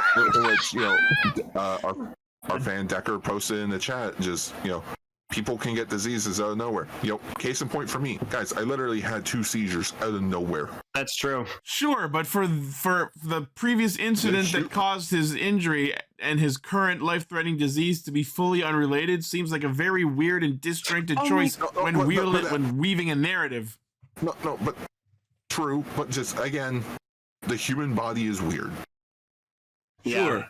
but I feel like having an incurable disease and got stabbed by a rabid fan should be 2 different characters' plot lines. Maybe it was a rusty knife and he has tetanus. Fucking who knows at this point. I'm just glad we're finally actually properly getting into this bullshit. But yeah, apparently he's joining the Calamity.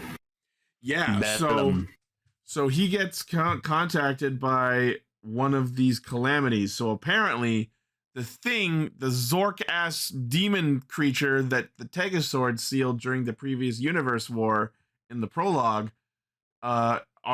is this like separate monster race referred to as the Calamities, and apparently their like god leader or whoever is Cladis, and the monster we see in this episode is one of the pillars of Cladis, which is I guess like this Shiteno ass like list of general monsters. It's the four horsemen. Yeah, it's got I don't know how many of them there are, but the one we saw meet one in the movie, and then there's this one, so that's two. Yeah, the one we meet in this episode is Bellulum of War. The fact that it mentions is War one of the four horsemen? I think isn't this supposed to be like famine?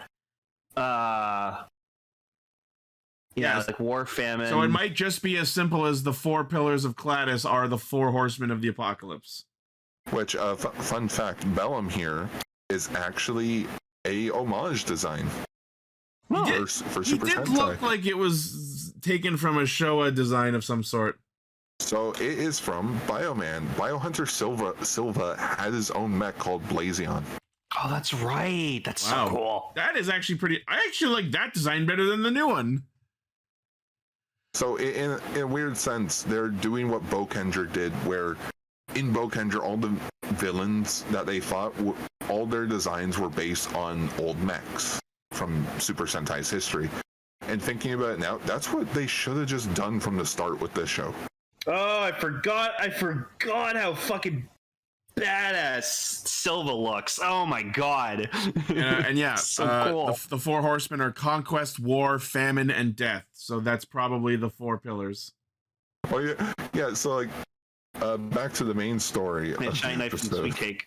Shiny Knife and Sweet Cake get into an argument like any married couple do and decide they want to separate. Literally. Like they run up to the Gozyugers, they transform, and they're like, "Please cut us in half." And Horu's like, "I was gonna do that anyways." No. Before we even get to them interacting with the Gozyugers, right after the opening, we get this fucking montage. They attempt to have an Earth lawyer separate them. They try and get some kids playing in the street to pull them apart. And then they try and buy a fucking kitchen knife from a shyster and use that to separate themselves, and none of it works. Yo, that shot of Silva just fucking lasering a hole right through a fucking guy. That's awesome. How casual his pose in that shot is too. It's just like, it's so dope. He is a bounty hunter. So badass. That's so cool. 7 points out. Yeah, between Zeztz and Gozyuger, this week's episodes was about ruined marriages. Okay. Marriage. Just the like the Calamity dudes quickly for a second. I love the consistency that like they have like one red eye. That's cool. The all-seeing eye, like Sauron. Yeah. That's really cool. So when we see the other two, they're also gonna have glowing red eyes. And watch, they're gonna like fuse into like the main monster Cladis, and they'll have the four red eyes. Well, think of it like one eye, maybe like only one vision. One. The Digimon Tamers Evolution theme? No, but maybe. Where's their fucking SH figure art Silva? Come on. No, there was a candy toy though. Super show though. Oh, that deserves to be figure art, man. Oh, I also have that book. But yeah, so it's like, please cut us in half. It's like, I was gonna do that anyways. It didn't work. Well, hang on, let me try. That didn't work either. You hear them do their finishers. It's just no, still nothing. I'm kind of disappointed that we didn't get to see that suit get split in half. You know what I mean? Like it makes sense that they didn't, but it would have been hilarious to see them actually cut in half. We'll do that later, maybe. Maybe. Of the next episode, we might see what Knight actually looks like before. Shiny Knife. Yeah. So we find out that apparently Shining Knife lost his memory, and beforehand apparently is one of these four pillars. So we're absolutely going to see his original form at some point. Oh, we already saw like a preview of it in the next episode. Yeah, there it is. Oh, okay. So I guess that's the death one because he's got a skull face. Oh, I thought that was just the one from when Zerno showed up. No. I was about to say, if that is him, then immediately out the door goes the they all have one red eye theory. Parents saying he's just a grunt. Oh, so he's a grunt in the Calamity army? Or he's a servant. Okay. Oh, that's disappointing. I thought it would yeah, have been so, way like- cooler if Shining Knife was one of the 4 pillars. That was the Yeah, it's main like- reason I was so excited for the story to be kicking off this way. Yeah, it's like, it could have been like some shit like in Zyuohger when like Azal became like the god destruction. Exactly. Like the Master Org knockoff. Yeah. But yeah, so Shining Knife like reawakens his memory because we find out like he was like a warrior without his like memories or something, and like he basically like shoots out these tentacles and just like drains the his life wife. out of Sweet Cake, and then you just see her her head drop and just the arm drop, and she's just a corpse. He's just running around with a fucking corpse hanging off of him. This man just murdered his wife. She's fucking dead. It's fucked up. Like you even see like the light from her eyes are gone. Jesus Christ. And the episode ends with him waking up and realizing what he did, and I just felt, oh no. Yeah, you just hear Sugita just going like fucking ham. Oh, that's Sugita voicing him. But yeah, that's so sad. It's so fucking sad. He's like, stop playing around, honey. And he's like, oh. And they had just made up and everything. No. Oh yeah, and Sumino fights Rei as Magi Red, and he absolutely shit kicks her. Yeah, grabs her by the fucking horn on her helmet, just like And just yeets her into the wall. That was brutal. The only thing that would have made this 10 times better was if like he was Zenkaiser Black when he was fighting her. I was fully ready for you to say the only thing that would have made this better is if he jerked the horn. No. If he was just Zenkaiser Black while he was fighting her. Yeah, some people are acting up a little because of that scene, and y'all need a fucking spray bottle. Calm the fuck down. I also love that Kuon showed up to talk to Haru about what was happening in a vain attempt to maintain relevance. Yeah, and he like transforms into Garud, and then I'm just sitting here, just like go away, dude, go away. Remember me? I can summon rangers. Boom, boom, boom. Yeah, Here's Dynaman, Changeman, and Maskman. Yeah, like I think it was the Dynaman one. I like he pulled out like 2 guns. Well, no. He took Maskman, Changeman's guns. Sorry, the chain sword, as it's called. Mm-hmm. It's a fucking gun, guys. Why you call it a fucking sword? That's right. You go pew pew pew because it's a gun, dude. Alex in the chat suggests Kuon might be a pillar of the Calamity too. I could see them doing that. But on the other hand, I don't want Kuon to become more relevant. No. I want him to be as unrelevant to the plot as possible. He is a bad character. Yeah, just like AI is. Yeah. Yeah, we don't want to fucking dumb AI ass here. Oh yeah, we do still have that mark on his back, which was exactly what we were talking about earlier. No. Yeah, there you go, Ichi. Fuck. Ray doesn't have it. It's cool. But watching Bellaloom fight was awesome. He's got that fucking black hole gun and his fucking shield that he lobbed around like Captain America. Yeah, fucking Captain America's that shit. I was like, holy crap. Like, I look at that design and again, it's like, based on Blazion from Bioman. I'm like, oh, I wonder what the other guy's based on. His entire suit's just a repaint of older suits from like monsters. It's like, well, there goes that sort of theme that they had going. I also just love that, like, as Kinjiro like fucks off to go fight Giant Knife, just the way his hands were posed, are just like, take a sword, wee. Yeah. He's like, drag. I was a dragon sword. Take a sword, let's go. And I'm just thinking, like, I just watched like 4 episodes in a row of just. I watched 4 episodes of Gozyuger in a row. Blue used it once, yellow used them, red didn't use them at all. Nothing from Polar at all. Kinjiro uses him twice in the month of September. Garyudo has one glowing eye. That interesting thought. Hell yeah! That's an awesome shot. Oh my god, Ray's so fucking cool, dude. He's so peak. Also, so just cool. to go back to the flashback of Knife's backstory just for a little bit, I just love that, like, it's so fucking funny that like they get chased, and if you pay attention to quote unquote knife and cake, they're clearly just like running in place and then being edited around. Yeah. And then it's like, and then we eloped from all the people who were chasing us, and then we loved each other so much, then they fused together. Oh, okay. And now that's when they're gonna release the Calamity Ring 2-pack set, premium Bandai. It's black with a red circle in the middle. That's actually cool. If they make a Calamity Ring set, I will buy it. I swear, if this 100% they will. With just like he looks at Ray and just, please, we can end this. The ring is mine.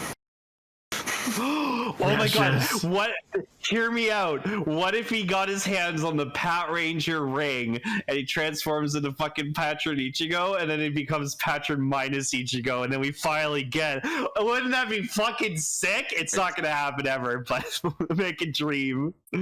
It wasn't until you said minus Ichigo that I realized how far you were fucking reaching. Yeah, like it's like I know. Like they're just using the Zenkaiser black suit because we already got it. I know. All right, so the way we defeat Ray is we steal his ring and we throw it into a volcano. No. Like for crying out loud, Bouquet became Magi Red in the summer movie, and the studio didn't even get out the female Magi Red suit for her. Wow. Let it sink in. There is a female Magi Red like suit that they could use. Now I don't feel like using it. I was gonna say, didn't that happen in Gokaiger? Yes, they have a suit for it. No, let's not use it. Yeah, Gokaiger, the peak anniversary. Even if show. they didn't, all they had to do was slap a skirt around it. Yeah, they got the female Shinken Red suit out. But fucking the red Magi Red suit out. Speaking of other Sentai suits, it was cool to see Rikuo tank that black hole blast as Zuo Eagle and then immediately lose that ring. Yamato would be so conflicted. Yeah. Like proud for taking the shot, but disappointed for losing the ring. Yeah, like you know what? Solitary win. Yeah. Don't worry, yes. I got like 4 more power sets, guys. My immediate thought is, why would you try and tank a big shot using Zuo Eagle? Wings, I guess. I guess just so you could fly into it. Ooh, Decker updated the ring chart. Yeah, Haruki has no rings. The ring roster. Jesus Christ, Horror's got so many. Yeah. See how it's like, man. This is why I hate that they got some of these off screen. Yeah. Like we could have done so much fun. Could have been done with all these universe Red Rangers. You can tell Byakuya doesn't give a shit about collecting rings because he only has 2.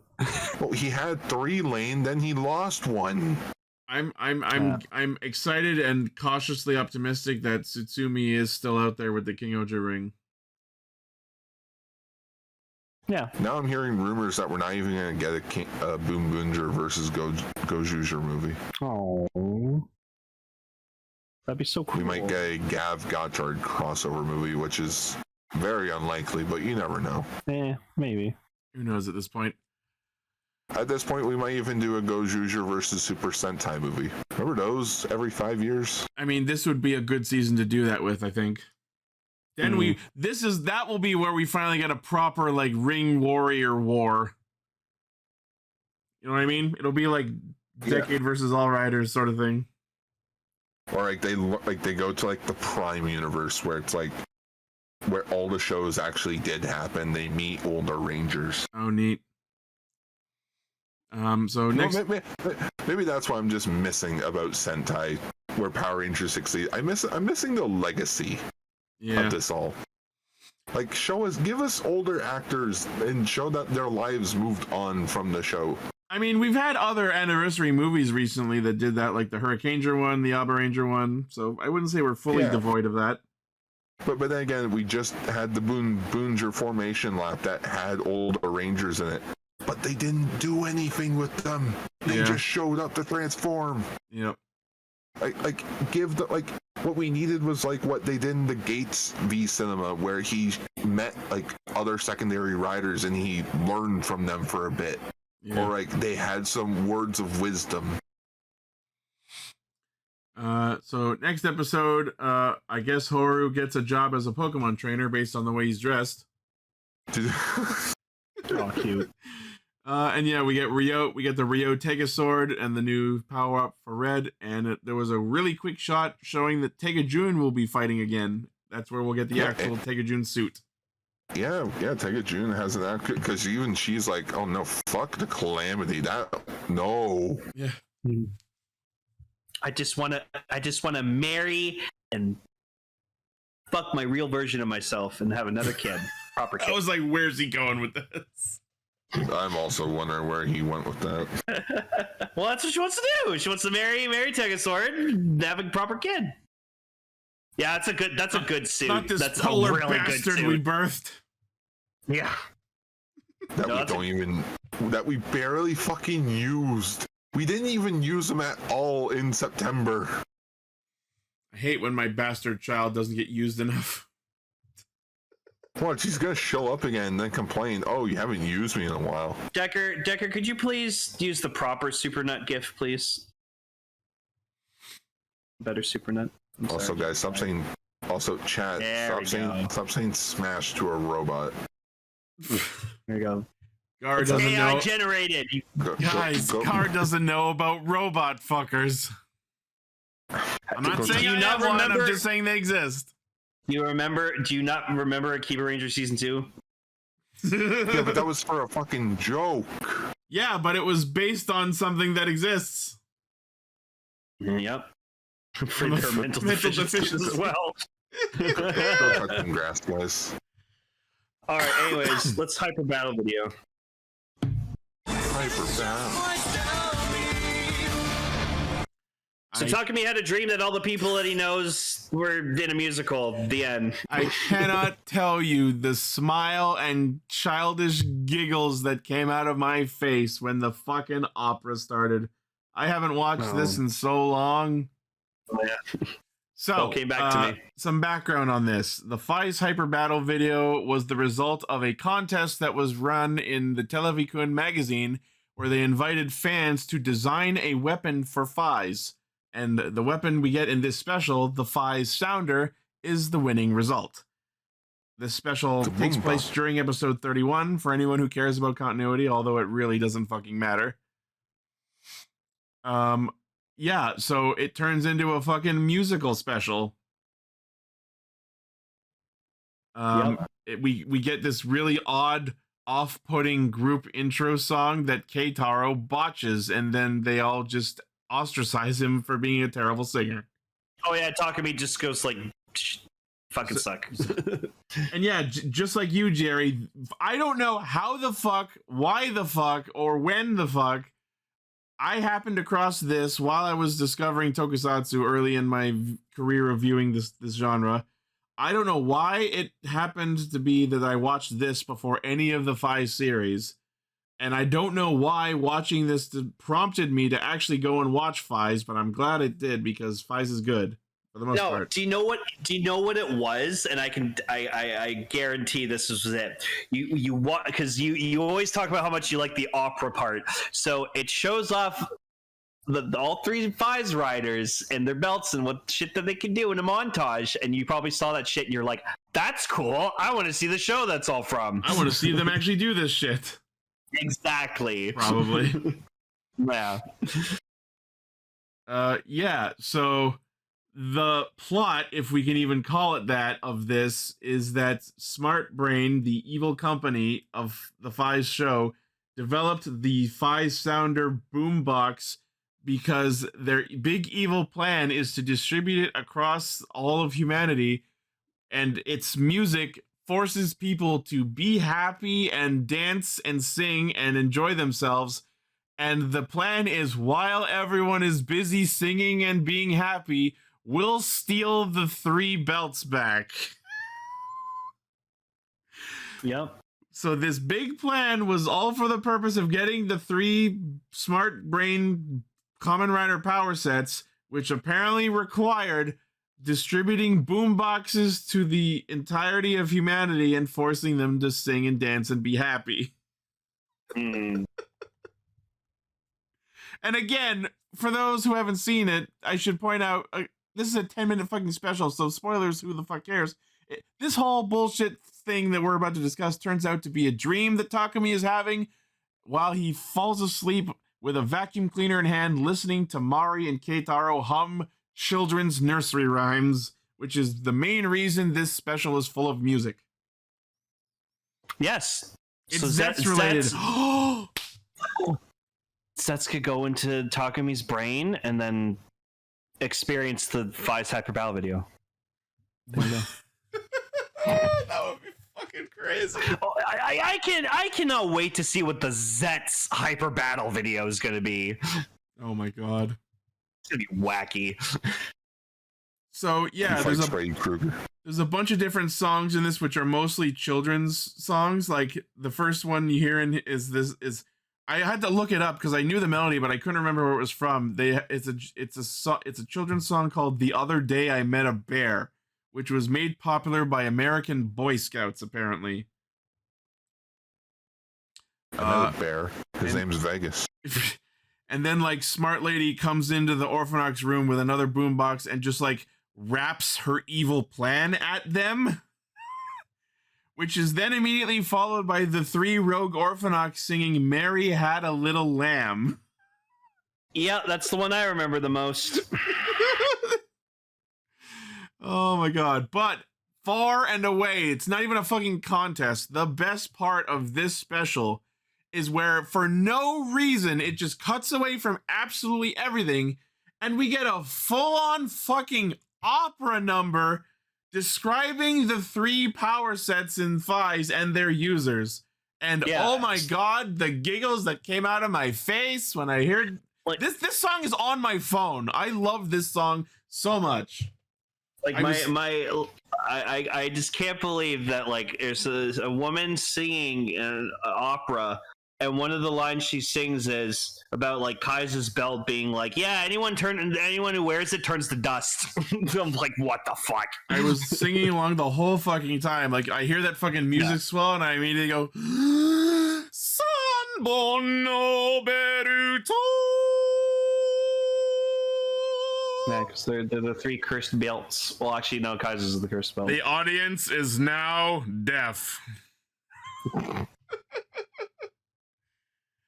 But yeah, you should, even if you don't want to watch the entirety of this fucking crackhead 10-minute special, at bare minimum, please watch this part because it is genuinely good. Yep. I'm just curious to know, did Inoue actually write this? I don't know. Let's find out, shall we? So after that, we cut to more nonsense about Orphanox dancing, like ballroom dancing in an empty white room. And then, like, as the factions of characters start clashing with each other, it descends into West Side Story with them snapping at each other behind a fence. Oh, apparently Decker said he did write it. Yeah, he wrote it. That makes sense. That's probably the first sign that Inoue may not be correct in the head all the time. But then again, the guy that directed this, Mr. Hidenori Ishida, he also directed the first episode of Hibiki, which also has music. The first episode of Hibiki starts off with a giant opening number, so... Which I'm so sad was not a consistent thing throughout the music-themed show. Is that the name of the episode? Is that the name of the episode? West Faiz Story? Abso-fucking-lutely. There we go. Good job, Jerry. Welcome back, Jerry. We missed you. And then, like, Takumi in a fucking leather jacket, like a greaser, like a fucking, like, greaser is the best word I can come up with. Quote-unquote bikes onto the scene, but if you're looking at it, you can clearly tell he's just standing there in place while Smart Lady is quote-unquote falling behind him. He just walks in with no emotion on his face, swings his arms around, and then says, Henshin, as if he's trying to be on beat, but it's still fully off beat, as if there even is a beat to be on.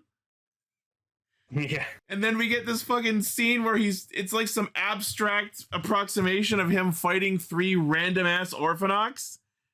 And then for some reason, Mari just assumes that the boombox that has been part of the evil plan is a weapon because it has a slot for the mission memory. So she hands it to Faiz. He puts the memory in it, and the speakers fold around into fucking sonar cannons. And this is the weapon that was designed by a fan. And it just supersonics the 3 Orphanox, and they just fall over dead. They don't even turn into dust because we don't have budget for effects. You know what? I'll say this though. It's a simple design and it works. Did they ever sell a toy of this? I would be sad if they didn't. No. The closest we got was, I believe it was a Super Shodo toy. Oh, wow. Came with an accessory piece. Okay. I would have absolutely loved to buy a 5-sounder radio cassette tape player. Yeah, here's the toy. Here's the toy holding it. Here it is. Cute. You're a toy company. They can't make actual working electronics.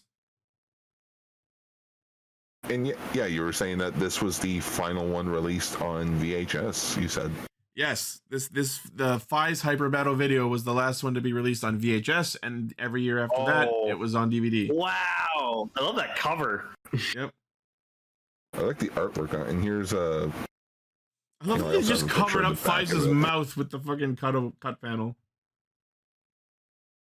Like we cover of it. We couldn't have framed that a little better, guys. Nah. That prop's got to be somewhere still. It's just someone's actually using it as a boombox. Yes, Vegas. All of Smart Brain's electronics in universe are like designed to look like simple home electronics, but the Faiz power sets can repurpose them into working weapons. That's the point. The Faiz pointer is a flashlight. The Faiz shot is a camera. The Faiz edge is just a bike handlebar. SH Figure Art Upgrades made an unofficial one for the figure art. That's cool. Nice. I love that Faiz's face is blurred. Well, yeah, we can't show the official product. Yeah, we can't show the official product, guys. Anything to hide it. Ay caramba. Well, yeah, it's like when like all those figure companies release like those really nice like high quality Power Ranger figures, but they can't actually call them Power Rangers, so they just call them something else. Yeah. Why was it a surprise that the boombox was a weapon? I don't know if I was surprised by it, because like clearly this was something new for the purpose of the video. I mean, in a Bond movie, Q developed a boombox that shot a laser, and he called it a ghetto blaster. Jesus Christ, Carl! Got an amazing still frame. Henshin.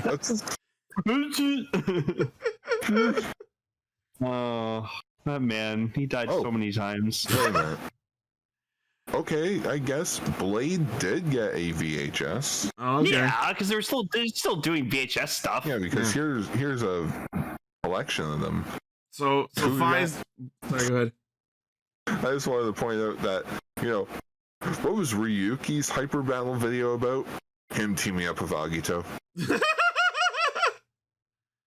Where they fought Burning Nagito, voiced by Seiji Takaiwa. Wait, did the VHS tapes come out from the side of the cover? Yeah.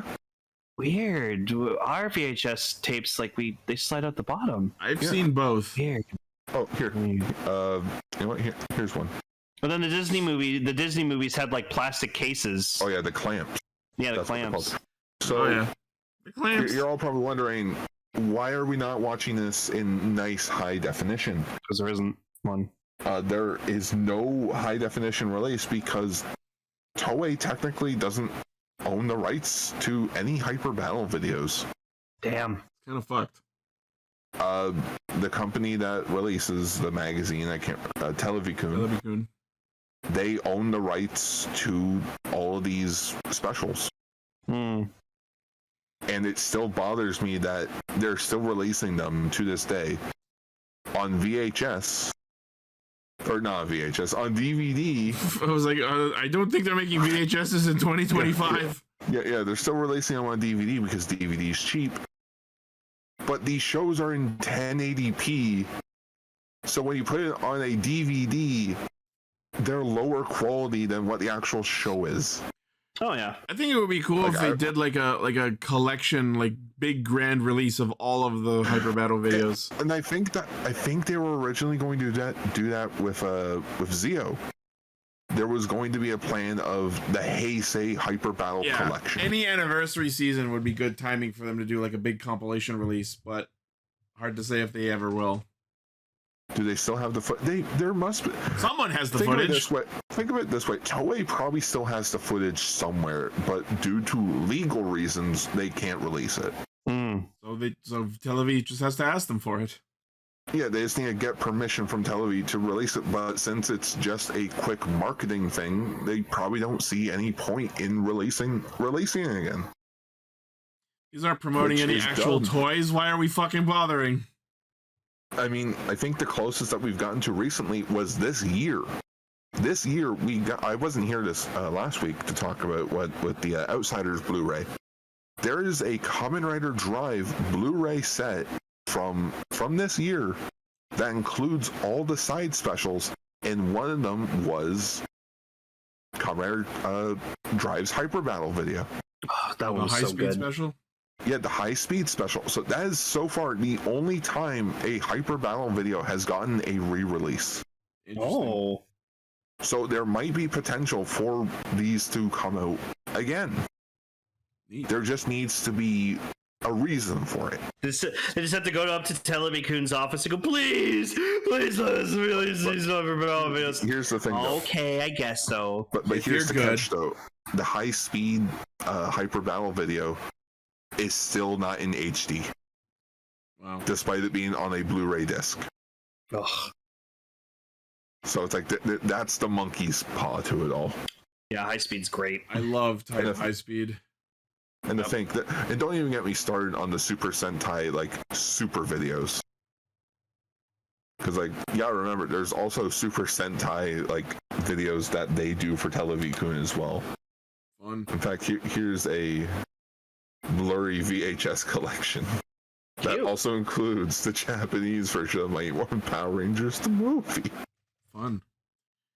So yeah, Faiz finishes off the monsters, and then we get this bit where like everyone like fought Takumi, Mari, and Keitaro, as well as Kiba, Yuka, and Kaido are all like celebrating the win, and like Smart Lady's there off to the side being like, I want to be friends. I want to be part of the win. I'm like, you work for the villains. What are you fucking doing? But then it turns out, blam, it was all a dream. Takumi just passed out in the middle of vacuuming. And the reason he's been hearing all these songs in his dreams is because Mari and Keita are in the next room fucking busting down a sick fucking hum of the bear song. Which, of course, plays throughout the credits. You know what, fans? Let us know in the group. Let us know in the chat. Do you want us to talk about more Hyper Battle videos for previous Kamen Rider shows? We have to do the Kiva and like Forze ones, dude. Because like I'm just looking at, remember the Decade one where he gets a fucking bazooka? Yeah. My favorite weird side special is the Kiva Net movies. Actually, I would love to do all the Forze ones where like he's like dressed up like Sherlock Holmes and stuff like that. Like those. Oh, that was for Superhero Taihen. Yeah. I mean, I'm always down to talk about side content that's just like bonkers. Yeah. Oh yeah, the kangaroo gets the boxing gloves. We absolutely have to talk about the Kiva Net movies. Those are so fucking funny.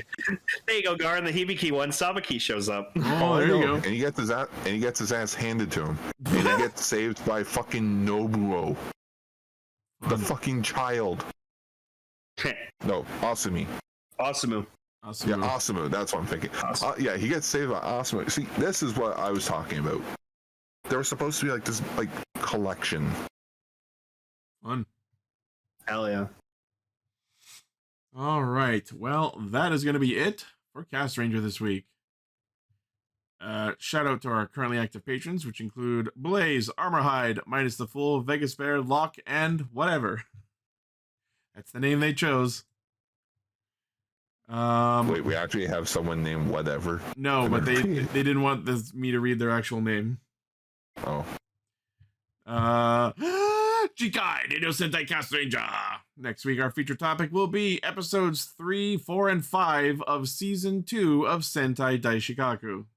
Hell yeah. It basically wraps up the whole high school storyline that they started. Yeah. Okay. Also, if you're interested in other things relating to musical numbers, go watch I Dream of Dance. It's the same story. What the fuck is that icon. screenshot? It's me watching Mask Rider. Oh god. For some reason, like my one of my coworkers and I, we've just been like quoting Camp Rock shit. Apparently, there's gonna be a Camp Rock 3. She's really good. All right. Yeah. All right. Thank you, everyone, for listening, watching, liking, favoriting, sharing, subscribing, hitting the bell, and being awesome. As always, the primary source of our hijinks is castranger.podbean.com. From there, you can find our Facebook, Twitter, Discord, Patreon, merch store, all of our cool shit. Let us know what you thought about these episodes in the comments. Let us know what you would like us to talk about in the future. I hope you all have a very fun, spooky, and safe October and Halloween. Of course, we'll be talking more about that closer to the actual holiday. I just felt like saying it because it's the start of October. And if you're a Digimon fan, I'm getting right back to Time Stranger after this. Does that mean we got to start doing more Caster-Ween stuff? I mean, sure. Yeah. You're the one who said that if the fucking Girls Remix Halloween special gets subbed, that's going to be our Halloween topic. Yep. Well, it's either that or it's going to be, the Black Sun finale. Spoilers. Or Garo. I'm down for fucking Garo. I just started season 4 this past week. Yeah, Ichi can find us the good Garo episode. If we're going to talk Garo, there's a specific one of the movies we need to watch, because that movie is a fucking treat for the eyes. The movie where Takatora's actor is a character. Yeah, it's the fourth movie. Yep. I know what movie you're talking about. That movie was a fucking feast for the eyes. All right. Anyways, thank you all once again. We will see you next week. Goodbye. Stay spoopy.